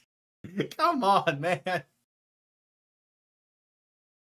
So now it's a 4th and even longer. They're on their own 36-yard line now. It's a 4th and 23. No. Yeah, 4th and 23 now. And they have to go for it as they already crossed midfield. Plummer in shotgun, back to his left. 3 receivers to the right. Plummer looking to throw. Quick pass right side. Going to be a hook and ladder. Trying to find some spaces. Trey Stewart. Past the 45 and down to about midfield. Not enough for the first, but at least you don't give Louisville too much field position. All right. Turnover on downs for Orlando. I like the play call.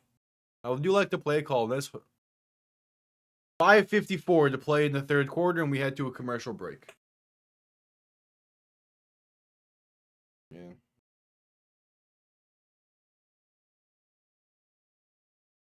At commercial break. Have we gotten? I don't think we've gotten the attendance number yet for this game. I can check.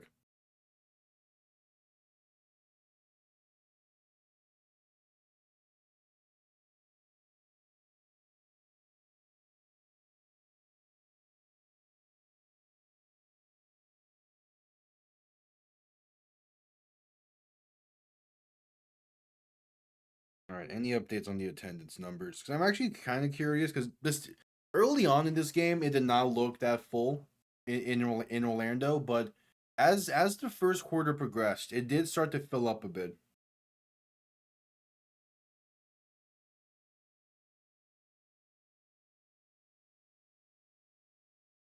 So I'm curious of what the exact number is.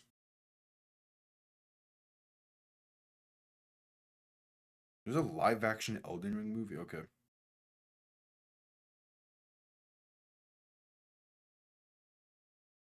Yes, I'm curious about the attendance numbers. We'll see.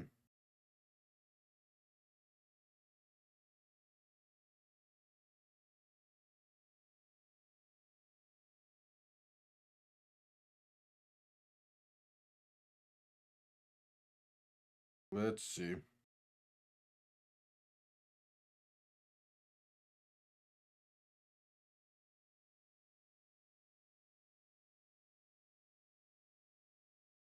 Not seeing anything about attendance just yet. Probably won't get anything until. Well, yesterday we didn't get anything until after the game.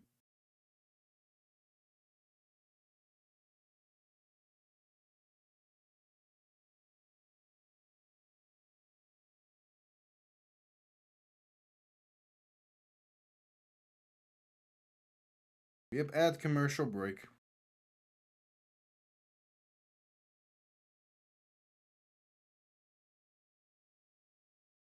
Should be coming out of it here soon. Yeah, not seeing anything about attendance just yet.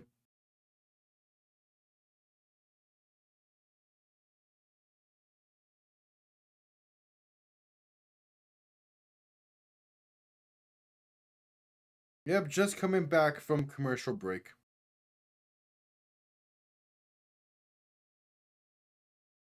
Kings begin this drive at midfield after the turnover on downs.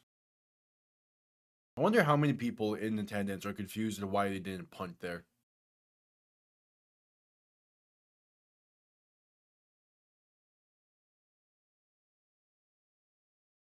That ball's more so at the 49.5 yard line of Orlando.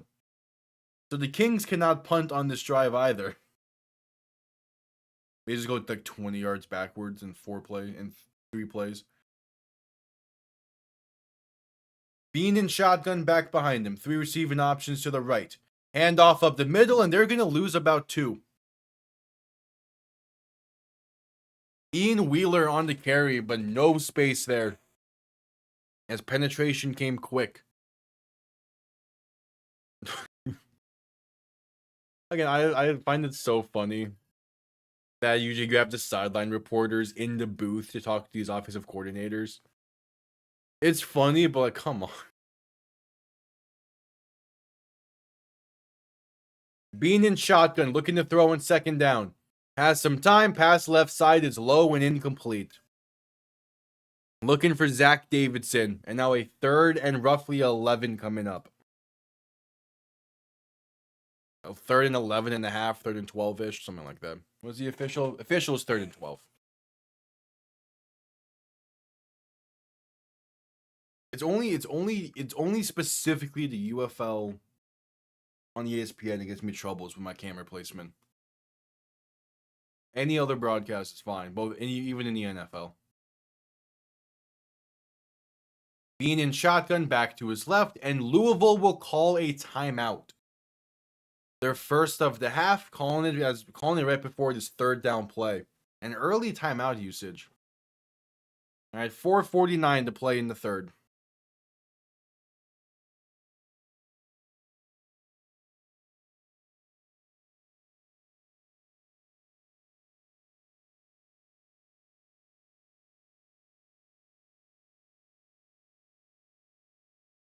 At commercial break.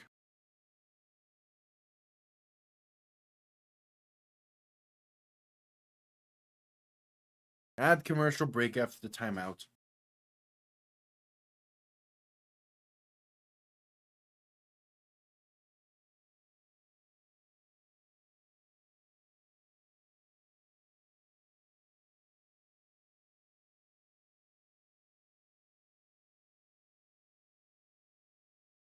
Add commercial break.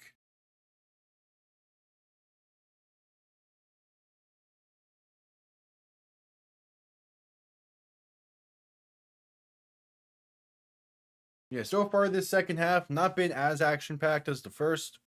I mean, it's been action-packed in a different way. But yeah, it's just a different half of play. I think part of it is Jason Bean getting the ball in the 2nd half. I'm curious if they're gonna go back to Chandler Rogers after this drive. Because he's looking like the better quarterback between the two.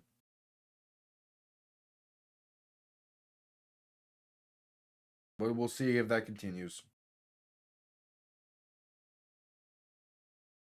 Commercial break should be wrapping up here soon.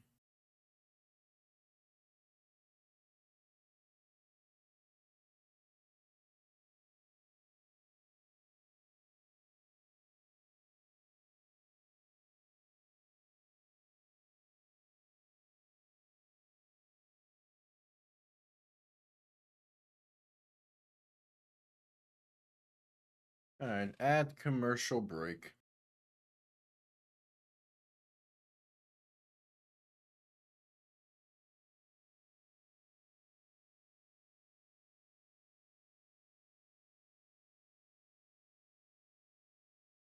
All right.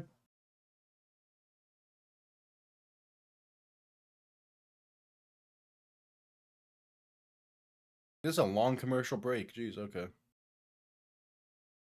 There we go. Just back from commercial break.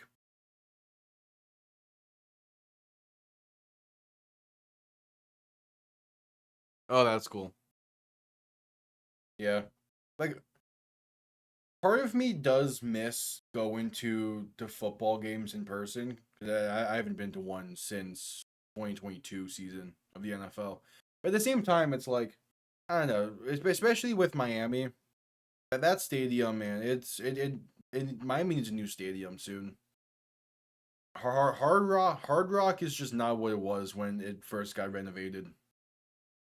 3rd and 12. Bean looking to throw. Pass over the middle is caught, but not going to be enough for the first. Lucky Jackson on the reception. I think they're going to mark him down right at that 4-point field goal mark. So if they send out the field goal unit, it will be a 60-yard kick from where they're at. And thus a 4-point field goal.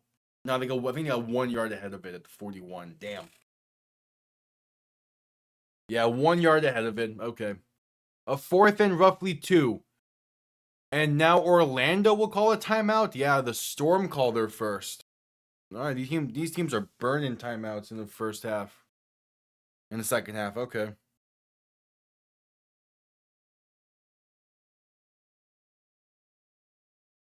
It's a 4th and about 1.5 yards here.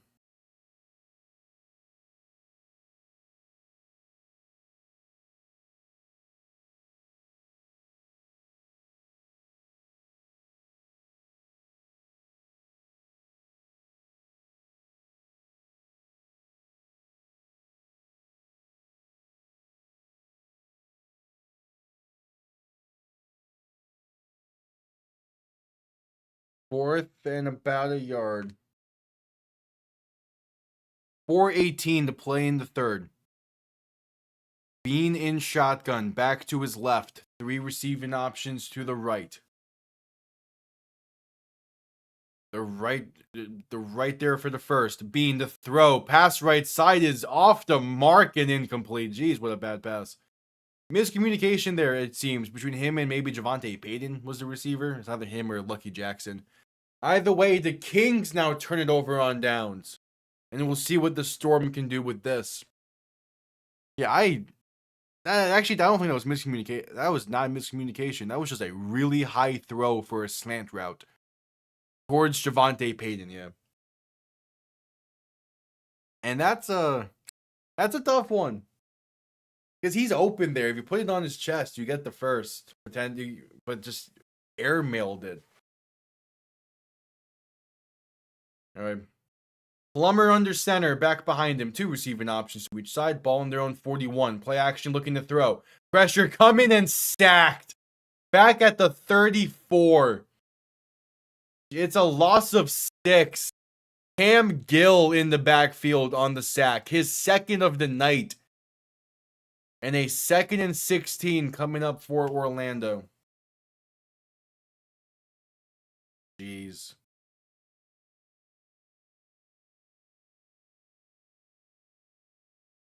Just rough way to start a drive.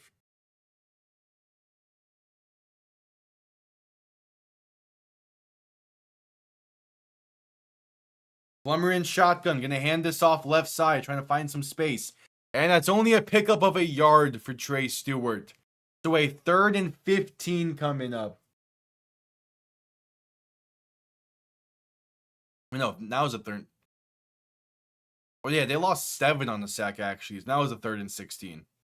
So either way, 3rd and long. Yeah, what has been a slow second half in this one. Both defenses have locked in.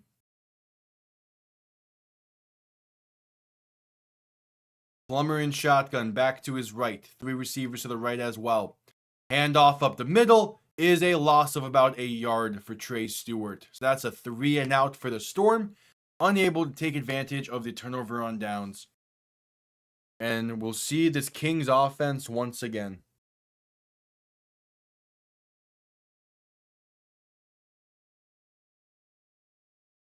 All right.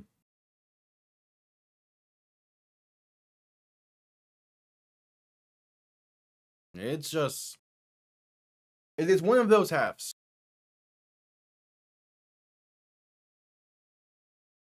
All right, punt comes off clean. Going to be bouncing out of bounds around the 23. Yeah, it's just one of those halves where it's just the offense had their turn in the first half, had with 6 straight scoring drives across both teams.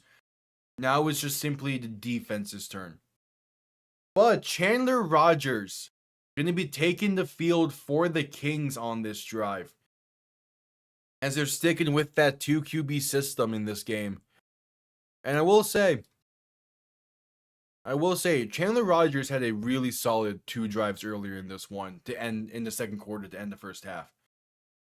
So I'm interested to see how they handle how he does here. Rogers in shotgun, back behind him. Hand off up the middle for Ian Wheeler, going to be stuffed at the line for no gain. It is Isaiah Buggs on the tackle.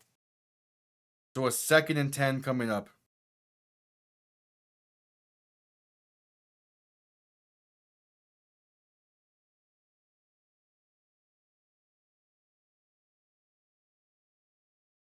And there's also a Kings player slow to get up after that one as well. It's one of their linemen. That was James Tunstall. So slow to get up there. I remember him from his brief NFL stint. At least I remember the jokes that were made about him.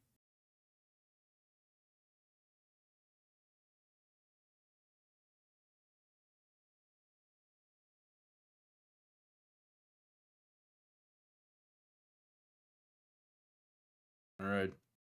Hey, some NFL highlights for, Isaiah Buggs there during his brief time in Detroit. That from this past year? Might be. Rodgers looking to throw in 2nd and 10. Has time, pass left side, caught with space. Gonna fight his way past the 35 to about the 36, depending on where they give him the spot. Should be enough for the first. 1:20 to play in the third quarter.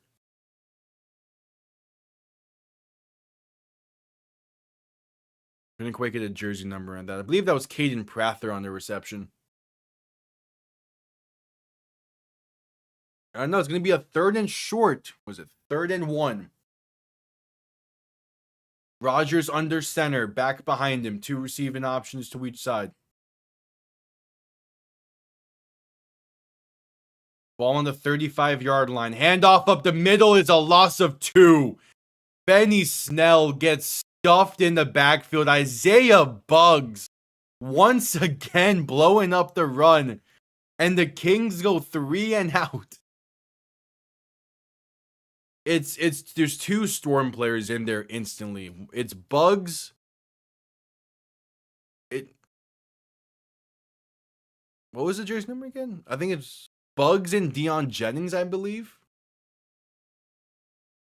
Were the 2 people into the backfield quickly for Orlando, so the Kings will punt.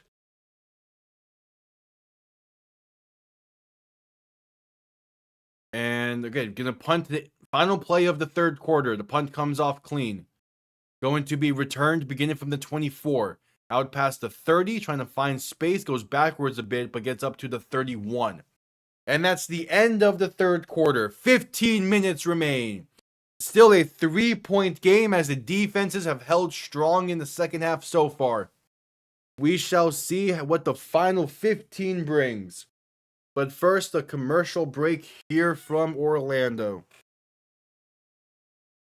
I mean, that Orlando skyline does not look as good as it has looked better. I just feel like they don't have a good broadcast angles for it.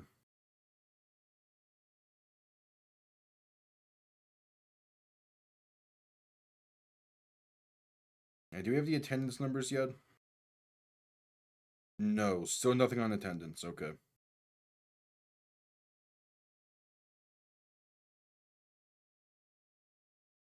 Again, probably won't get anything until after the game.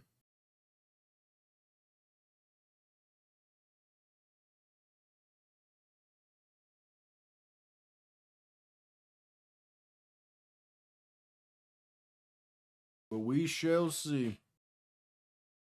Commercial break for the end of the third quarter.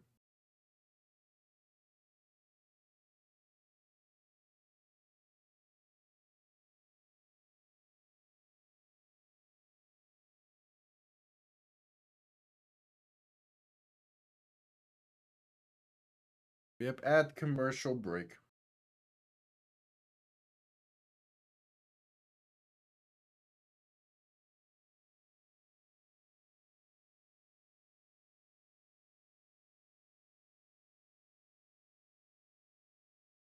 At commercial break. Since we're at the end of the third quarter, waiting for the fourth to begin, quickly gonna say we are slowly approaching 600 subscribers. So if you're new, subscribe. Greatly appreciated. We go live with basically every single UFL game throughout the course of the season. Ideally, we're gonna get 42 of the 43 this year, but we shall see. Maybe we get that 43rd in there. Who knows? During the NFL season in the fall, when September rolls around, go live with roughly 5 games a week during that time. Every single primetime game, every single Dolphin game, as well as some other games sprinkled in there in between, depending on how the NFL schedule shakes up. So subscribe. We greatly appreciated. Trying to get to 600 by the end of this week. By the end of week 2, but obviously anytime we get there, it'll be good. So stick around. Again, greatly appreciated. The final 15 coming up here soon.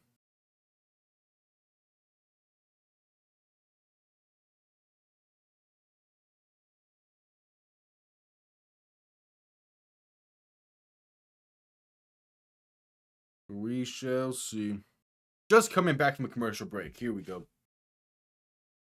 It'll be 1st and 10 for the Storm.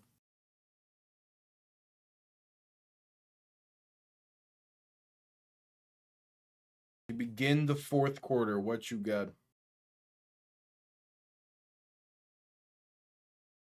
Oh, Isaiah Buggs has a Super Bowl ring with the Chiefs? Hell yeah.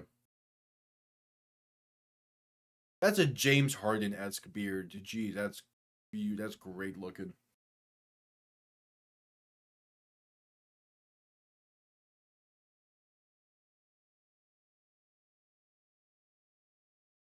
All right, both teams have 2 timeouts for this final frame. Plummer in shotgun, back to his right. 2 receiving options to each side. Man in motion, right to left. Plummer looking to throw. Pass left side, going to be caught with space to about the 36, maybe 37. Gain of roughly 5 or 6. And that is Steven Stellanos on the reception.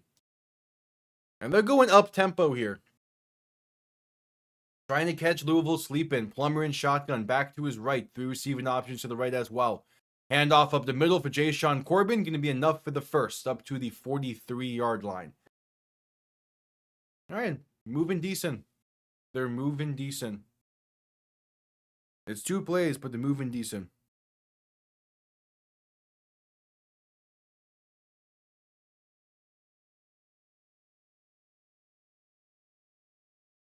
Another up-tempo play is a handoff left side for a gain of about 4. It is Jayshon Corbin on the carry once again. Yeah, they're sticking to this up-tempo action, and it's been working, so I get it. Plummer in shotgun, back to his right. 3 receiving options to the right as well. The give to Corbin once again. Going to get past midfield to about the Louisville 48-yard line. 3rd and 1 coming up. 3rd and 1 just past midfield. So again, they pass midfield. They can't punt, so you got to be able to get this yard. And they bobble the snap. Corbin falls on it.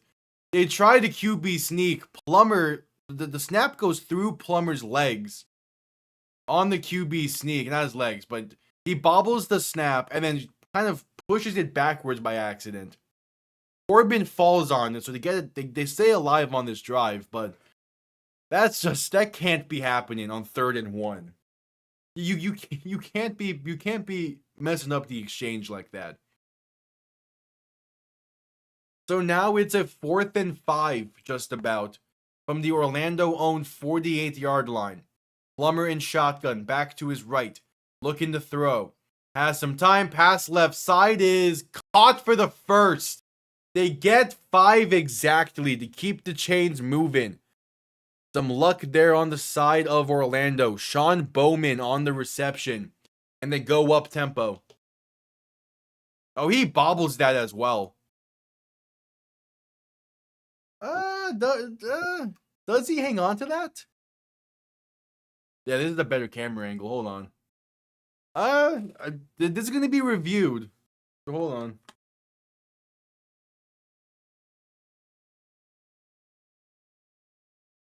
The official measurement is a first down by 0.3 of an inch.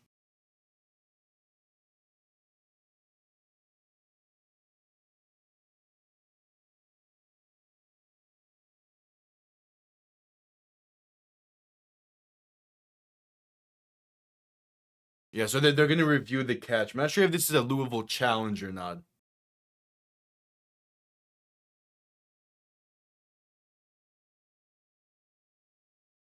All right, it was a Louisville challenge, and they're going to lose this challenge. They lose the challenge by millimeters. By millimeters. They confirmed that Bowman did catch that, and thus it being ruled a first by 0.3 inches means Louisville loses the challenge. And Orlando can keep this drive going. 0.3 inches is crazy.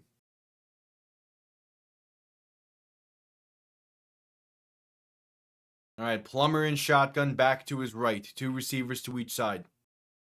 Ball on the Louisville 47-yard line. Man in motion left to right. Plummer looking to throw. Pass left side for a halfback screen is going to lose about 4 or 5. Trey Stewart on the grab. That ball don't lie moment. Can we call it that? Yeah, couldn't quite get the blocking on the outside that they needed.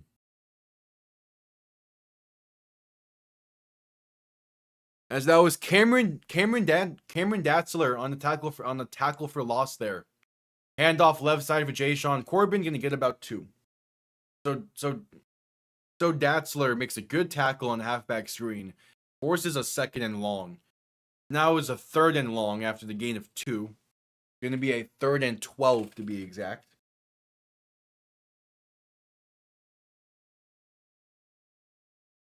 With just about 11 and a half to go in the game. I wouldn't say they're in field goal range quite yet, but if they can get to the 42, I think they try it. Plummer in shotgun back to his right.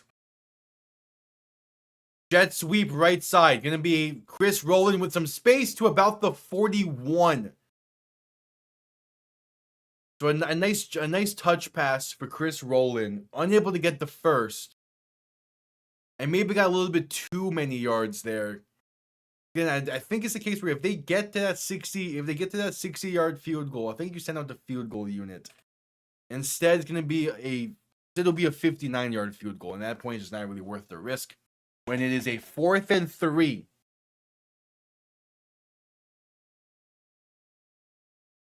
And the play clock is winding down. Plummer in shotgun, back to his left. 2 receiving options to each side. You get this. No, a timeout being called here. Orlando calls their 2nd timeout, as they were just barely not going to get that snap off in time. 10:38 to play in the game. And already both teams have 1 timeout remaining.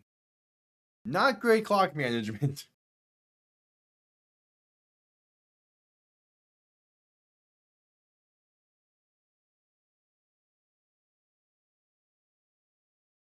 A 4th and 3 for Orlando.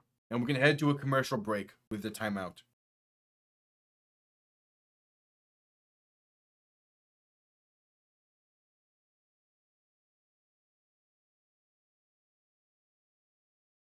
At commercial break. It's a 4th and 3 for the Storm.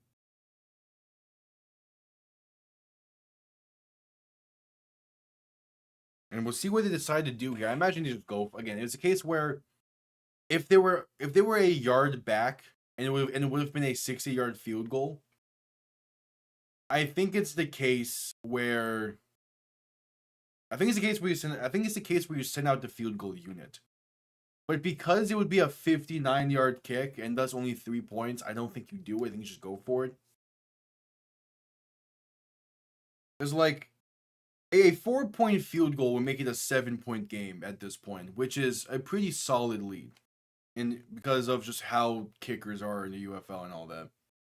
And the conversion attempts situations. 6-point lead, you still feel good about it because Louisville has not scored yet, has not gotten a touchdown yet this game. But you still don't really want to deal with that potential. But we'll see.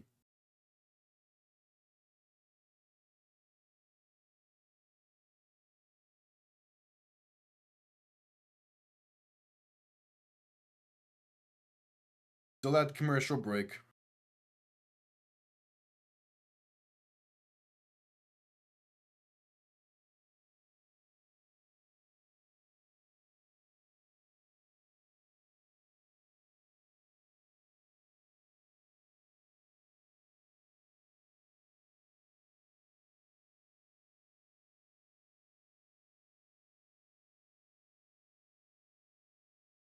Yep, at commercial break.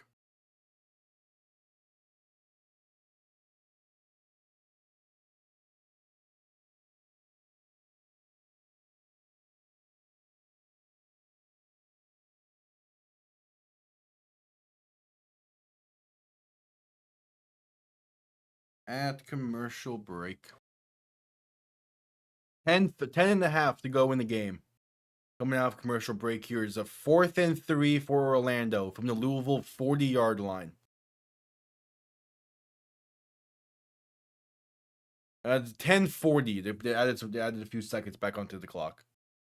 The offense is on the field for the Storm. Yeah, I think if they were 2 yards back, we see the field goal unit instead of the offense.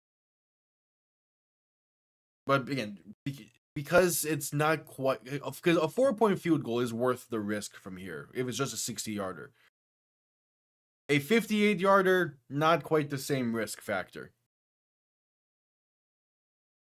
Plummer in shotgun, back to his left. 4th and 3.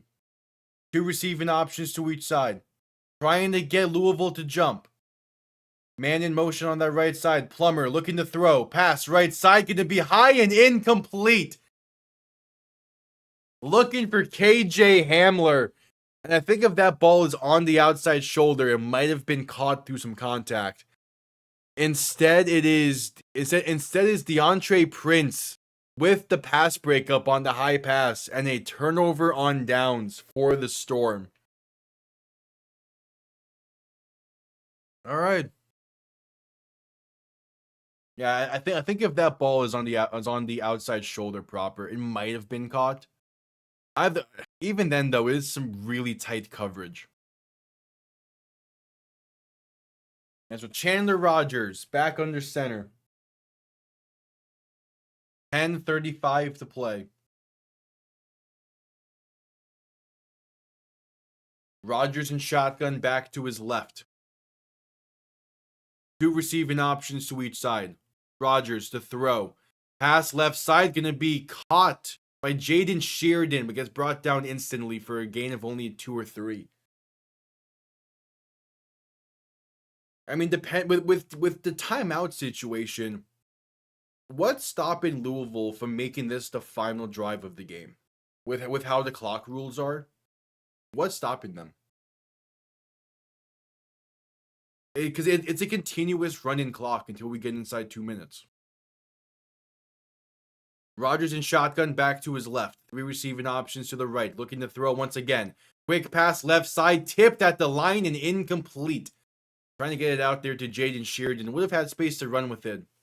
But it's batted at the line. 3rd and about 8 coming up, right? Yeah, 3rd and 6 coming up. Again, this is the only broadcast that messes up with my camera placement. Yeah, clock continues to run here. And they can kill a lot of time if they choose. Assuming they get a few first downs. Rogers in shotgun back to his right. 2 receivers to each side. 3rd and 6 from their own 44. Rogers to throw. Pass left side is incomplete. Couldn't hang on is Caden Prather. And the Kings go 3 and out after getting the turnover on downs. Yeah, the first half is where the offenses showed up. The second half has been the defenses. Just straight up.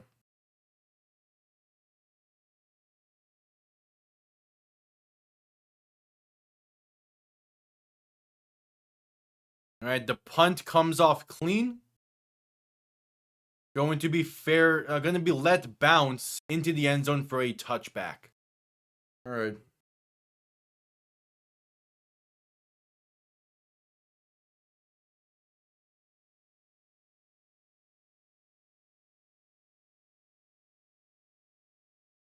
And a commercial break off of it. All right. Add commercial break.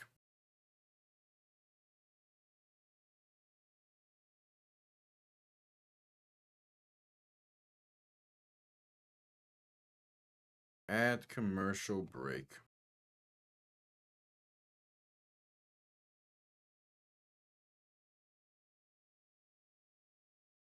It feels like whatever team scores next is going to win this game. It just feels that way.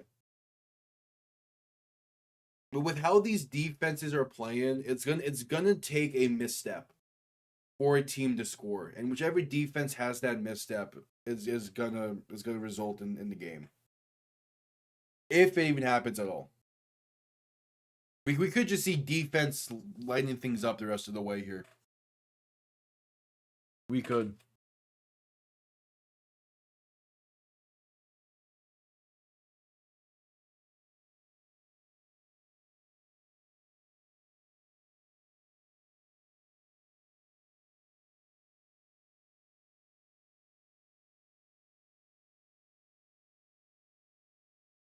Yep, at commercial break.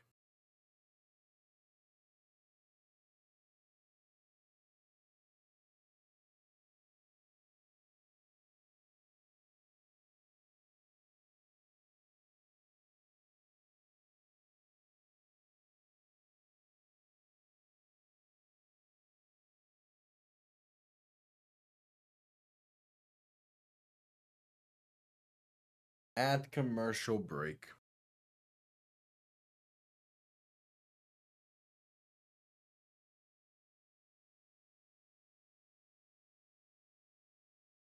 Should be coming out of it here soon. And then this fourth quarter action will continue.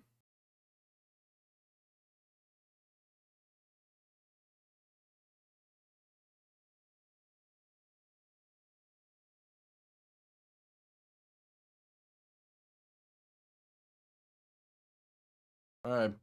Commercial break still, yes. Man, these commercials. Here we go. Just coming back from commercial break. Again, the first half had all the offensive action. Second half is all the defensive action now. It was 6 straight scoring drives to end the first half, followed up by just constant defense throughout most of the second half. 8:53 to play in the game. First and 10 for Orlando. Again, it feels like next score wins. It just feels that way.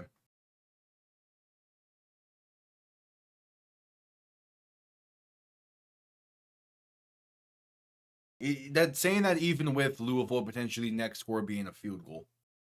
My ball on their own 25. Plummer in shotgun back to his left. 2 receiving options to each side.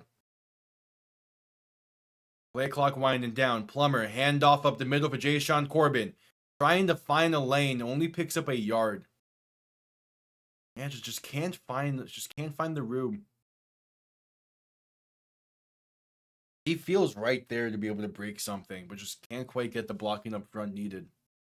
Both of these ground games have been held in check tonight. I think Orlando's at just about 75 yards and Louisville's at just about 25.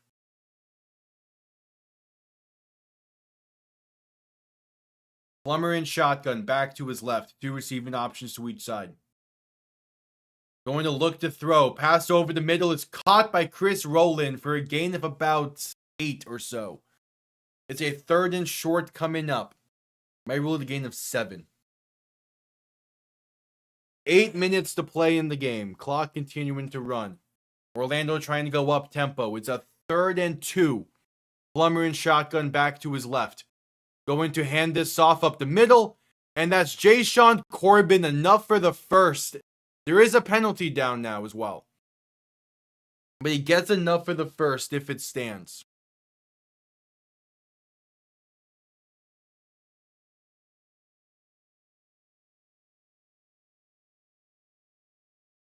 What is it? 7:44 to play in the game.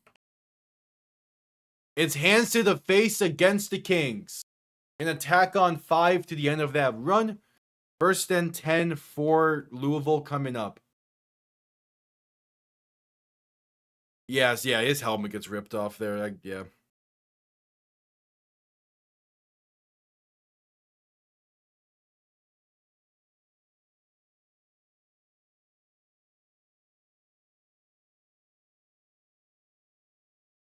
So first and 10.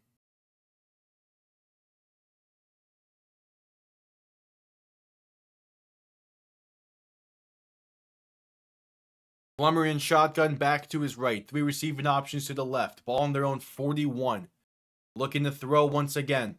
Plummer with some time. Gonna dump this off right side for Jayshon Corbin. Has space past the 45 and out of bounds at about the 49. Gain of 8. Hey, they're moving pretty well so far. They're doing what they can with this. Yeah, it's empty.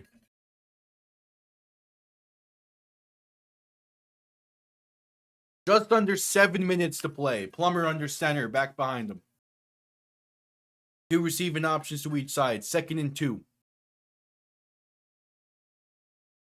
Plummer gonna hand this off up the middle, and Corbin loses 2.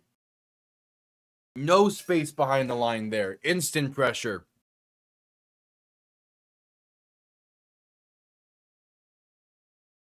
Instant pressure from Steel Chambers. Wait, he made his way to the UFL? Okay, cool.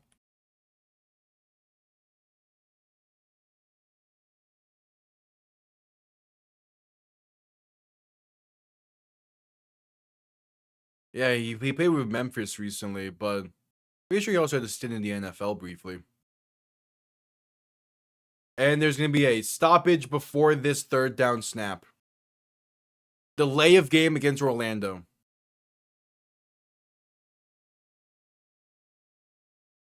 Oh yeah, I guess I just remember his preseason stuff with New England. He played okay for Memphis last year. So with the delay of game, it will be a 3rd and 9 for the Storm. Rough.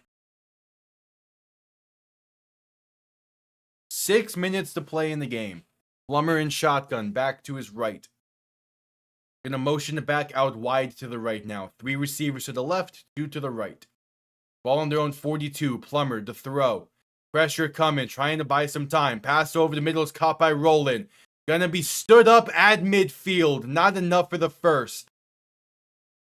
Oh, wait. Does that spot have him past midfield? I mean, either way, yeah, just line up and go for it. It's a 4th and 1. Plummer under center. Louisville unable to get lined up. That's going to be enough for the first on the QB sneak. Even if it wasn't enough, there's probably going to be an offsides on that play anyway on Louisville. Under 5.5 to go in the game. 1st and 10 for the Storm. Yeah, there's offsides there for Louisville just because of the Storm going quick.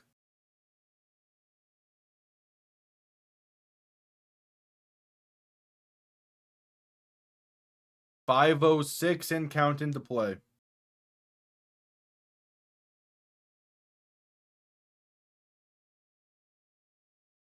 And yeah, he got that first, clearly. Another brief clock stoppage as they went to the measurement. 5 minutes to play.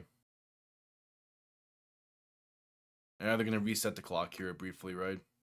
Add some seconds back to it, I assume. Oh, and there's the offsides against Louisville now being called, finally. Yeah, tack on 5 to it. That's just a gain of 5 then. Alright. Yeah, that play was a bit of a mess because of how quick Orlando went with it.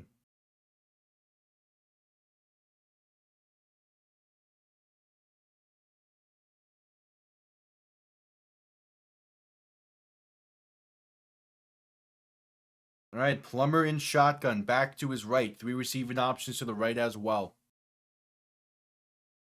Still a stop. What's going on with this? Still a brief stoppage in this one. Oh yeah, they just added 40 seconds back to the game clock. That's what's happening. 5:40 to go in the game. 1st and 10. Plummer in shotgun back to his right. 3 receiving options to the right as well. Man in motion right to left. Handoff for Jashawn Corbin left side.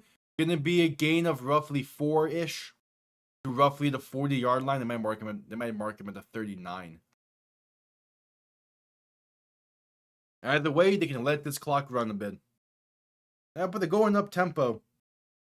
Plummer under center. Play action looking to throw. Rolling right. Passing right side. Going to be placed beautifully. Inside the 20, the 15, the 10, the 5. Elijah Badger. The Storm have found the end zone for the first time this half. A team has scored. They go up by 9 pending the extra point. 39 yards out. Finally, some more action in this half. Those got to the wrong team. There we go. Just under 5 minutes to play, and that might be the icing. Both offenses have struggled in this half, and finally, Elijah Badger, who had a massive touchdown taken away from him last week due to a penalty, he finds the end zone this week, and this extra point to put the Storm up by 10. Kick is up, and it is right down the middle. All right, Storm lead by 10. Louisville with only 1 timeout remaining cannot let the Storm get the ball back if they want to have a chance in this one. That's a beautiful pass from Jack Plummer. On the run, back foot, already layers that pass beautifully for Elijah Badger. And then for him to be able to keep his feet in bounds along the sideline. Just beautiful play. Absolute beautiful play. Dangerous throw, but it works.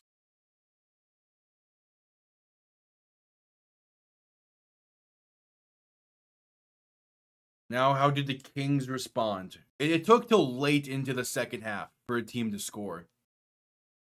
But it does feel like that might be all she wrote in this game. With how the defenses have been playing, it's going to take a lot for the Kings to come back. They got 5 minutes. They got 5 minutes, but we'll see if they're able to. We'll see what they're able to muster up here.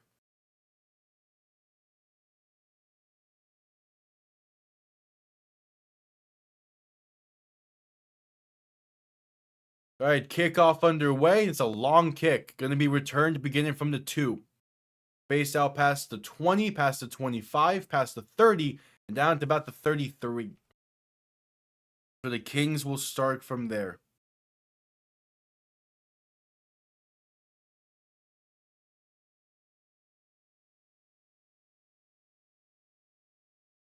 Yeah, but Jack Plummer ended up with a really solid stat line for this game. He ended up playing really well. Really only had 1 true missed throw, I will say. Yeah, he looked really good. This defense also looked really good tonight. But I guess now the question is going to be, is it this Storm defense or is it the Kings offense? Especially after the Kings played last week as well. Time will tell on that end. Rodgers looking to throw in 1st and 10. Pass left side, going to be caught for a gain of about 4. I do like that they keep in Chandler Rodgers under center for this. As again, of the 2 quarterbacks for the Kings tonight, he has looked the better part. He has looked better. But by how much, we'll see. Looking to throw once again, pass right side, gets past midfield to about the 45. Jaden Prather on the reception. And they're going up tempo themselves now. Or Caden Prather. Rodgers in shotgun back to his right. 2 receiving options to each side looking to throw. Pass left side is intercepted. And that will do it. The 20, 15, 10, 5. And brought down at the 4. But that will most likely do it for this one. It is Mish. Do we have a pronunciation guide for this name? We do. Michelle Powell on the interception, and it puts the Storm at first and goal from the 4. Most likely the game sealing pick for Michelle Powell. And now all the Storm need to do is just simply punch this in from 4 yards out.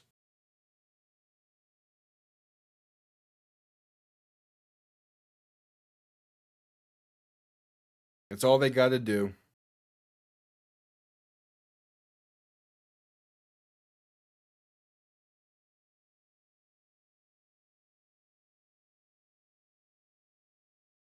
Plummer in shotgun back to his left. Handoff up the middle. Gonna get to maybe the 3 or 4 yard line. Not much else room there for Corbin. I guess the drive that was going well, just an unfortunate pick to throw, especially when you have more, especially when the inside guy is open. But good hustle for Chandler Rogers to catch up to him and make sure it's not a pick 6. Because if they hold him to a field goal, they still have a chance technically. I mean, even if they find the end zone, there's still a chance. Because at most, most likely it'll just be a 2-score game still. Plummer under center, handoff left side for Chris Rowland. Trying to find space, and he's down at the half-yard line. They're saying he didn't cross the plane, barely. So it's 3rd and goal. Man, in a very brief window there, we got some nice action in this game. Let's see, did he really not cross the plane? That's close. I do think he's short. That is very close.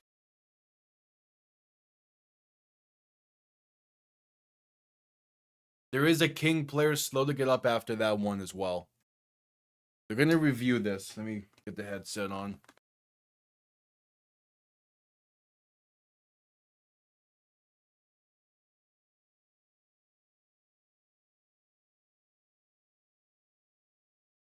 It is really close.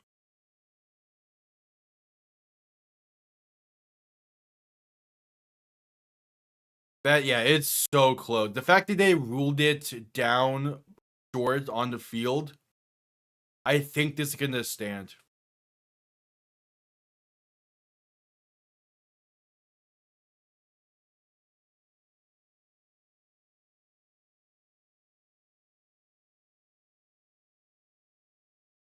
Yep, so the ruling on the field is going to stand. It's 3rd and goal from the inch-yard line for the Storm.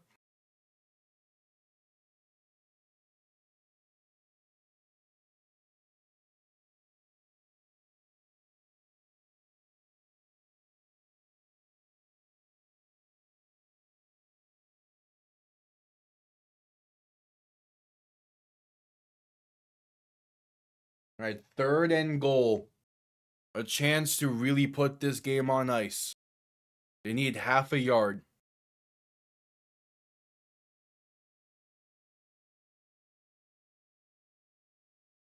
Three minutes to play. Plummer under center, back behind him. 2 receiving options to each side.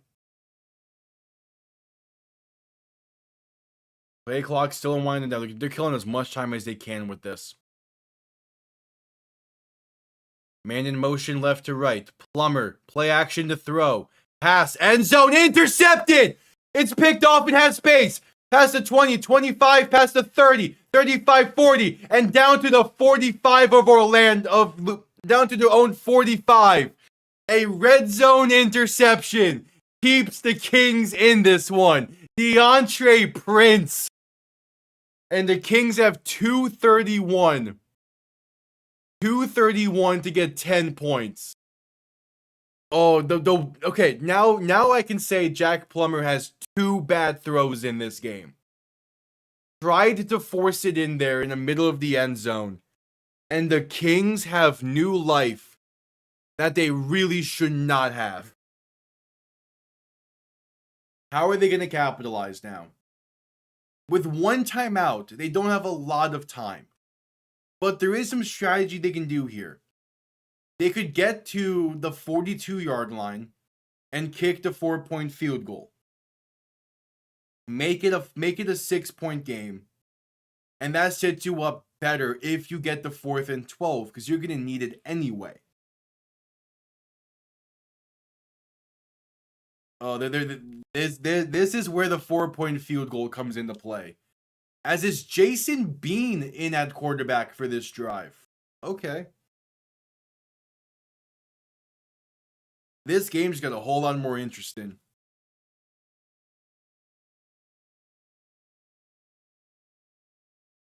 Oh, Orlando is going to challenge? So what are they challenging here?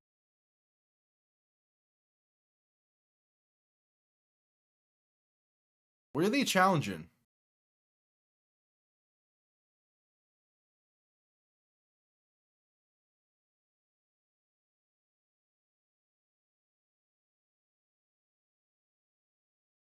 Oh, they're challenging for defensive holding. They challenged for defensive hold-in, and they're going to lose that challenge. So Orlando loses their challenge. They're going to be out of timeouts. So the interception stands. If Orlando would have won that challenge, you could probably chalk this game up. But instead, Louisville is the only team that can stop the clock now, aside from the 2-minute warning. And this game gets a whole lot more interesting. Because again, because you see teams in the NFL when they're down by 10, they kick sometimes they kick the field goal early. In this league, when there's a 4-point field goal at play, do you kick it early? Being pass right side going to be bobbled and dropped, looking for Javonte Payton. If that's caught, he has space to get near that 60-yard mark that you want. So in theory, they do not need to run another play here, but I imagine they're going to. So you need about 11 yards before you can go for a 60-yarder, which is what you would want. You wouldn't want to send them out for like a 64, 63-yarder at this moment. Being in shotgun, back to his left, looking to throw. Storm send pressure. Pass deep, right side, gonna be incomplete. A bit of some contact there, but not enough. They're ruling. Carter Bell, the intended target, and that'll bring us to 2-minute warning. 2 minutes to play from Orlando. Yeah, and now, especially since you're at the 2-minute mark of this game, I think if you get to the 42 or 43-yard line, you send out the field goal unit for that 4-point field goal. First, a commercial break, and then give the Kings time to sit over this and what they want to do here. Since we're at commercial break, I'm going to quickly say, if you are new, subscribe. It would be greatly appreciated. We're slowly approaching 600 subscribers, so stick around. Be appreciated. Going live with basically every single UFL game this season. 42 of the 43, and even then we might try and fit in that 43rd game in. We'll see. For the NFL season, when that comes around in the fall, in September, going to be live with 5 games a week, roughly, depending on NFL scheduling. Every single primetime game, every single Dolphin game, and then I'm going to try and fit in as many other ones as I can from there. Yeah, stick around. Be greatly appreciated. I mean, Orlando's defense is also just a solid defense. They showed it last week against Columbus. Now, was that actually a good performance? Who knows? Like, Orlando's defense has been playing pretty well. This Kings offense, has not been the greatest. But like the first half, they had multiple drives that got down inside the red zone. They just couldn't finish. Which, you look back to last week, Orlando did the same thing to Columbus. Columbus had multiple drives inside the red zone. They just couldn't finish them. Louisville's in the same spot this week. So I just think that Orlando's red zone defense is really good, and it's causing these type of games. I just think that's the case.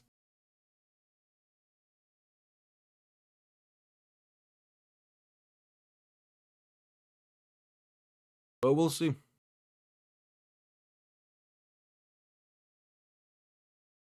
We're at the final 2 minutes.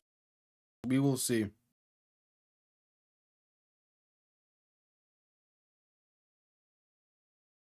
Still at commercial break.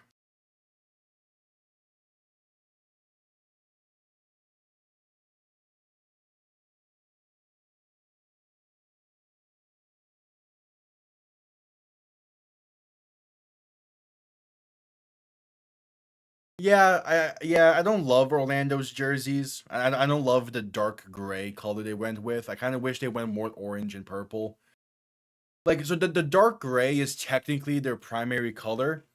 If you notice, I do not use it at all in my graphics for Orlando. I use the orange and purple because it looks so much better. Like, I only use it it's like very briefly on the thumbnail. Besides from that, I don't like using it. Yeah, I do like the helmets a bit, but yeah, definitely the uniform, the jerseys themselves. I wish they went a different route with them. Like, I kind of feel the same way with Louisville to a degree. More so, just I kind of wish they went with a different texture for the helmets. Because at least just for me, especially it's more noticeable in the home uniforms. I feel to me with the gloss finish on the helmets, it looks like it's two different greens that they have, and I don't really like it. Third down for the Kings. Bean the throw, pass over the middle is caught. And where's he gonna be marked down at? It's Javante Payton on the reception. They're gonna go hurry up here. No thought about a field goal, it seems. Oh, they're close to that field goal range, that 4-point range, but nope. Bean looking to throw in 1st and 10. Stepping up and sacked. Oof. All right, again, if I'm Louisville, I'm still thinking about that 4-point field goal. Chris Garrett on the sack there. I need to see the Tampa Bay Storm uniforms again. It's been a while since I've seen those. Oh, the Kings call their final timeout there with 1:36 to play. What's the mindset here? I would have thought you hurry up and run one more play to try and get closer to a field goal, and then you kick it from there after calling the timeout. That should be the money. A 4-point field goal makes this a 6-point game, gives you a clear pathway to the win. You need about 4 yards for it. Bean in shotgun back to his right. 2 receivers to each side, looking to throw. Pass over the middle is incomplete.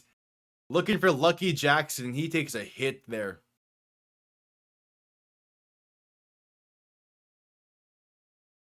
I mean, how good is that? And Tanner Brown in college was not really that reliable from 50. So asking him to go from 60 is a lot, yes, but you're at the stage of the game where you kind of have to.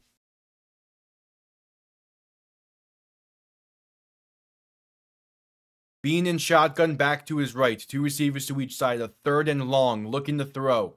Pressure comes quick. Bean rolling right. Buying some time. Still looking. Pass right side is incomplete. Looking for Zach Davidson.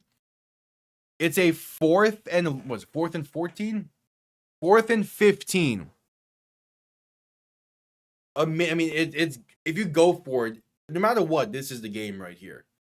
If you kick the field goal, if you go for it, this is the game right here.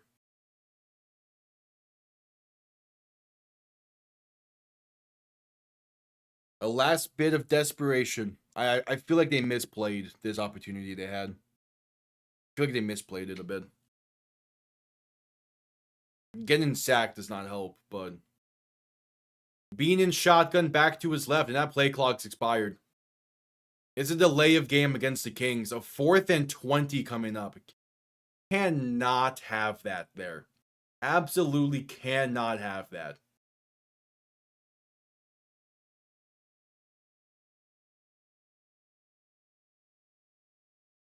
So a minute, time does not matter. It's a 4th and 20. This is your gotta have it play. Bean in shotgun back to his left. 3 receiving options to the right. What do you have in you? Looking to throw. has some time, stepping up. Pass over the middle is caught, but he's brought down well shy of the first. Javonte Payton, the receiver.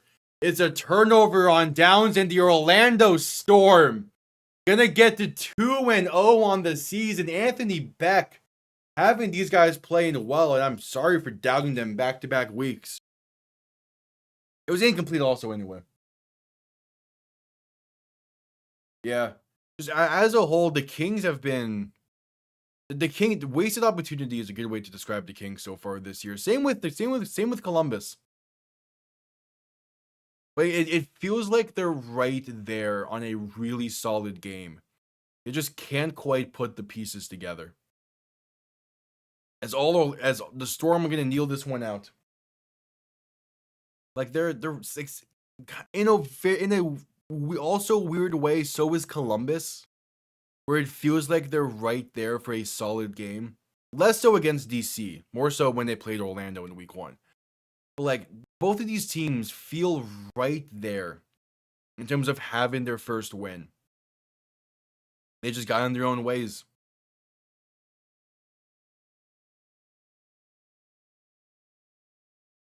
Yeah. The interception from Chandler Rogers did not help them. But then you get your chance again, and I feel like they misplayed those final 2.5 minutes of this. But there's the final kneel down. The Orlando Storm improved to 2-0 on the season. Anthony Beck, proven why he is one of the better coaches in this league, across this league's history.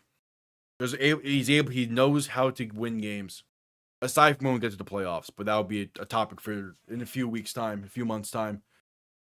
But that will do it. Yeah, this game has not lasted as long as other ones, in part because there was no halftime show this week. Because Orlando has already played the first home game of the season last week.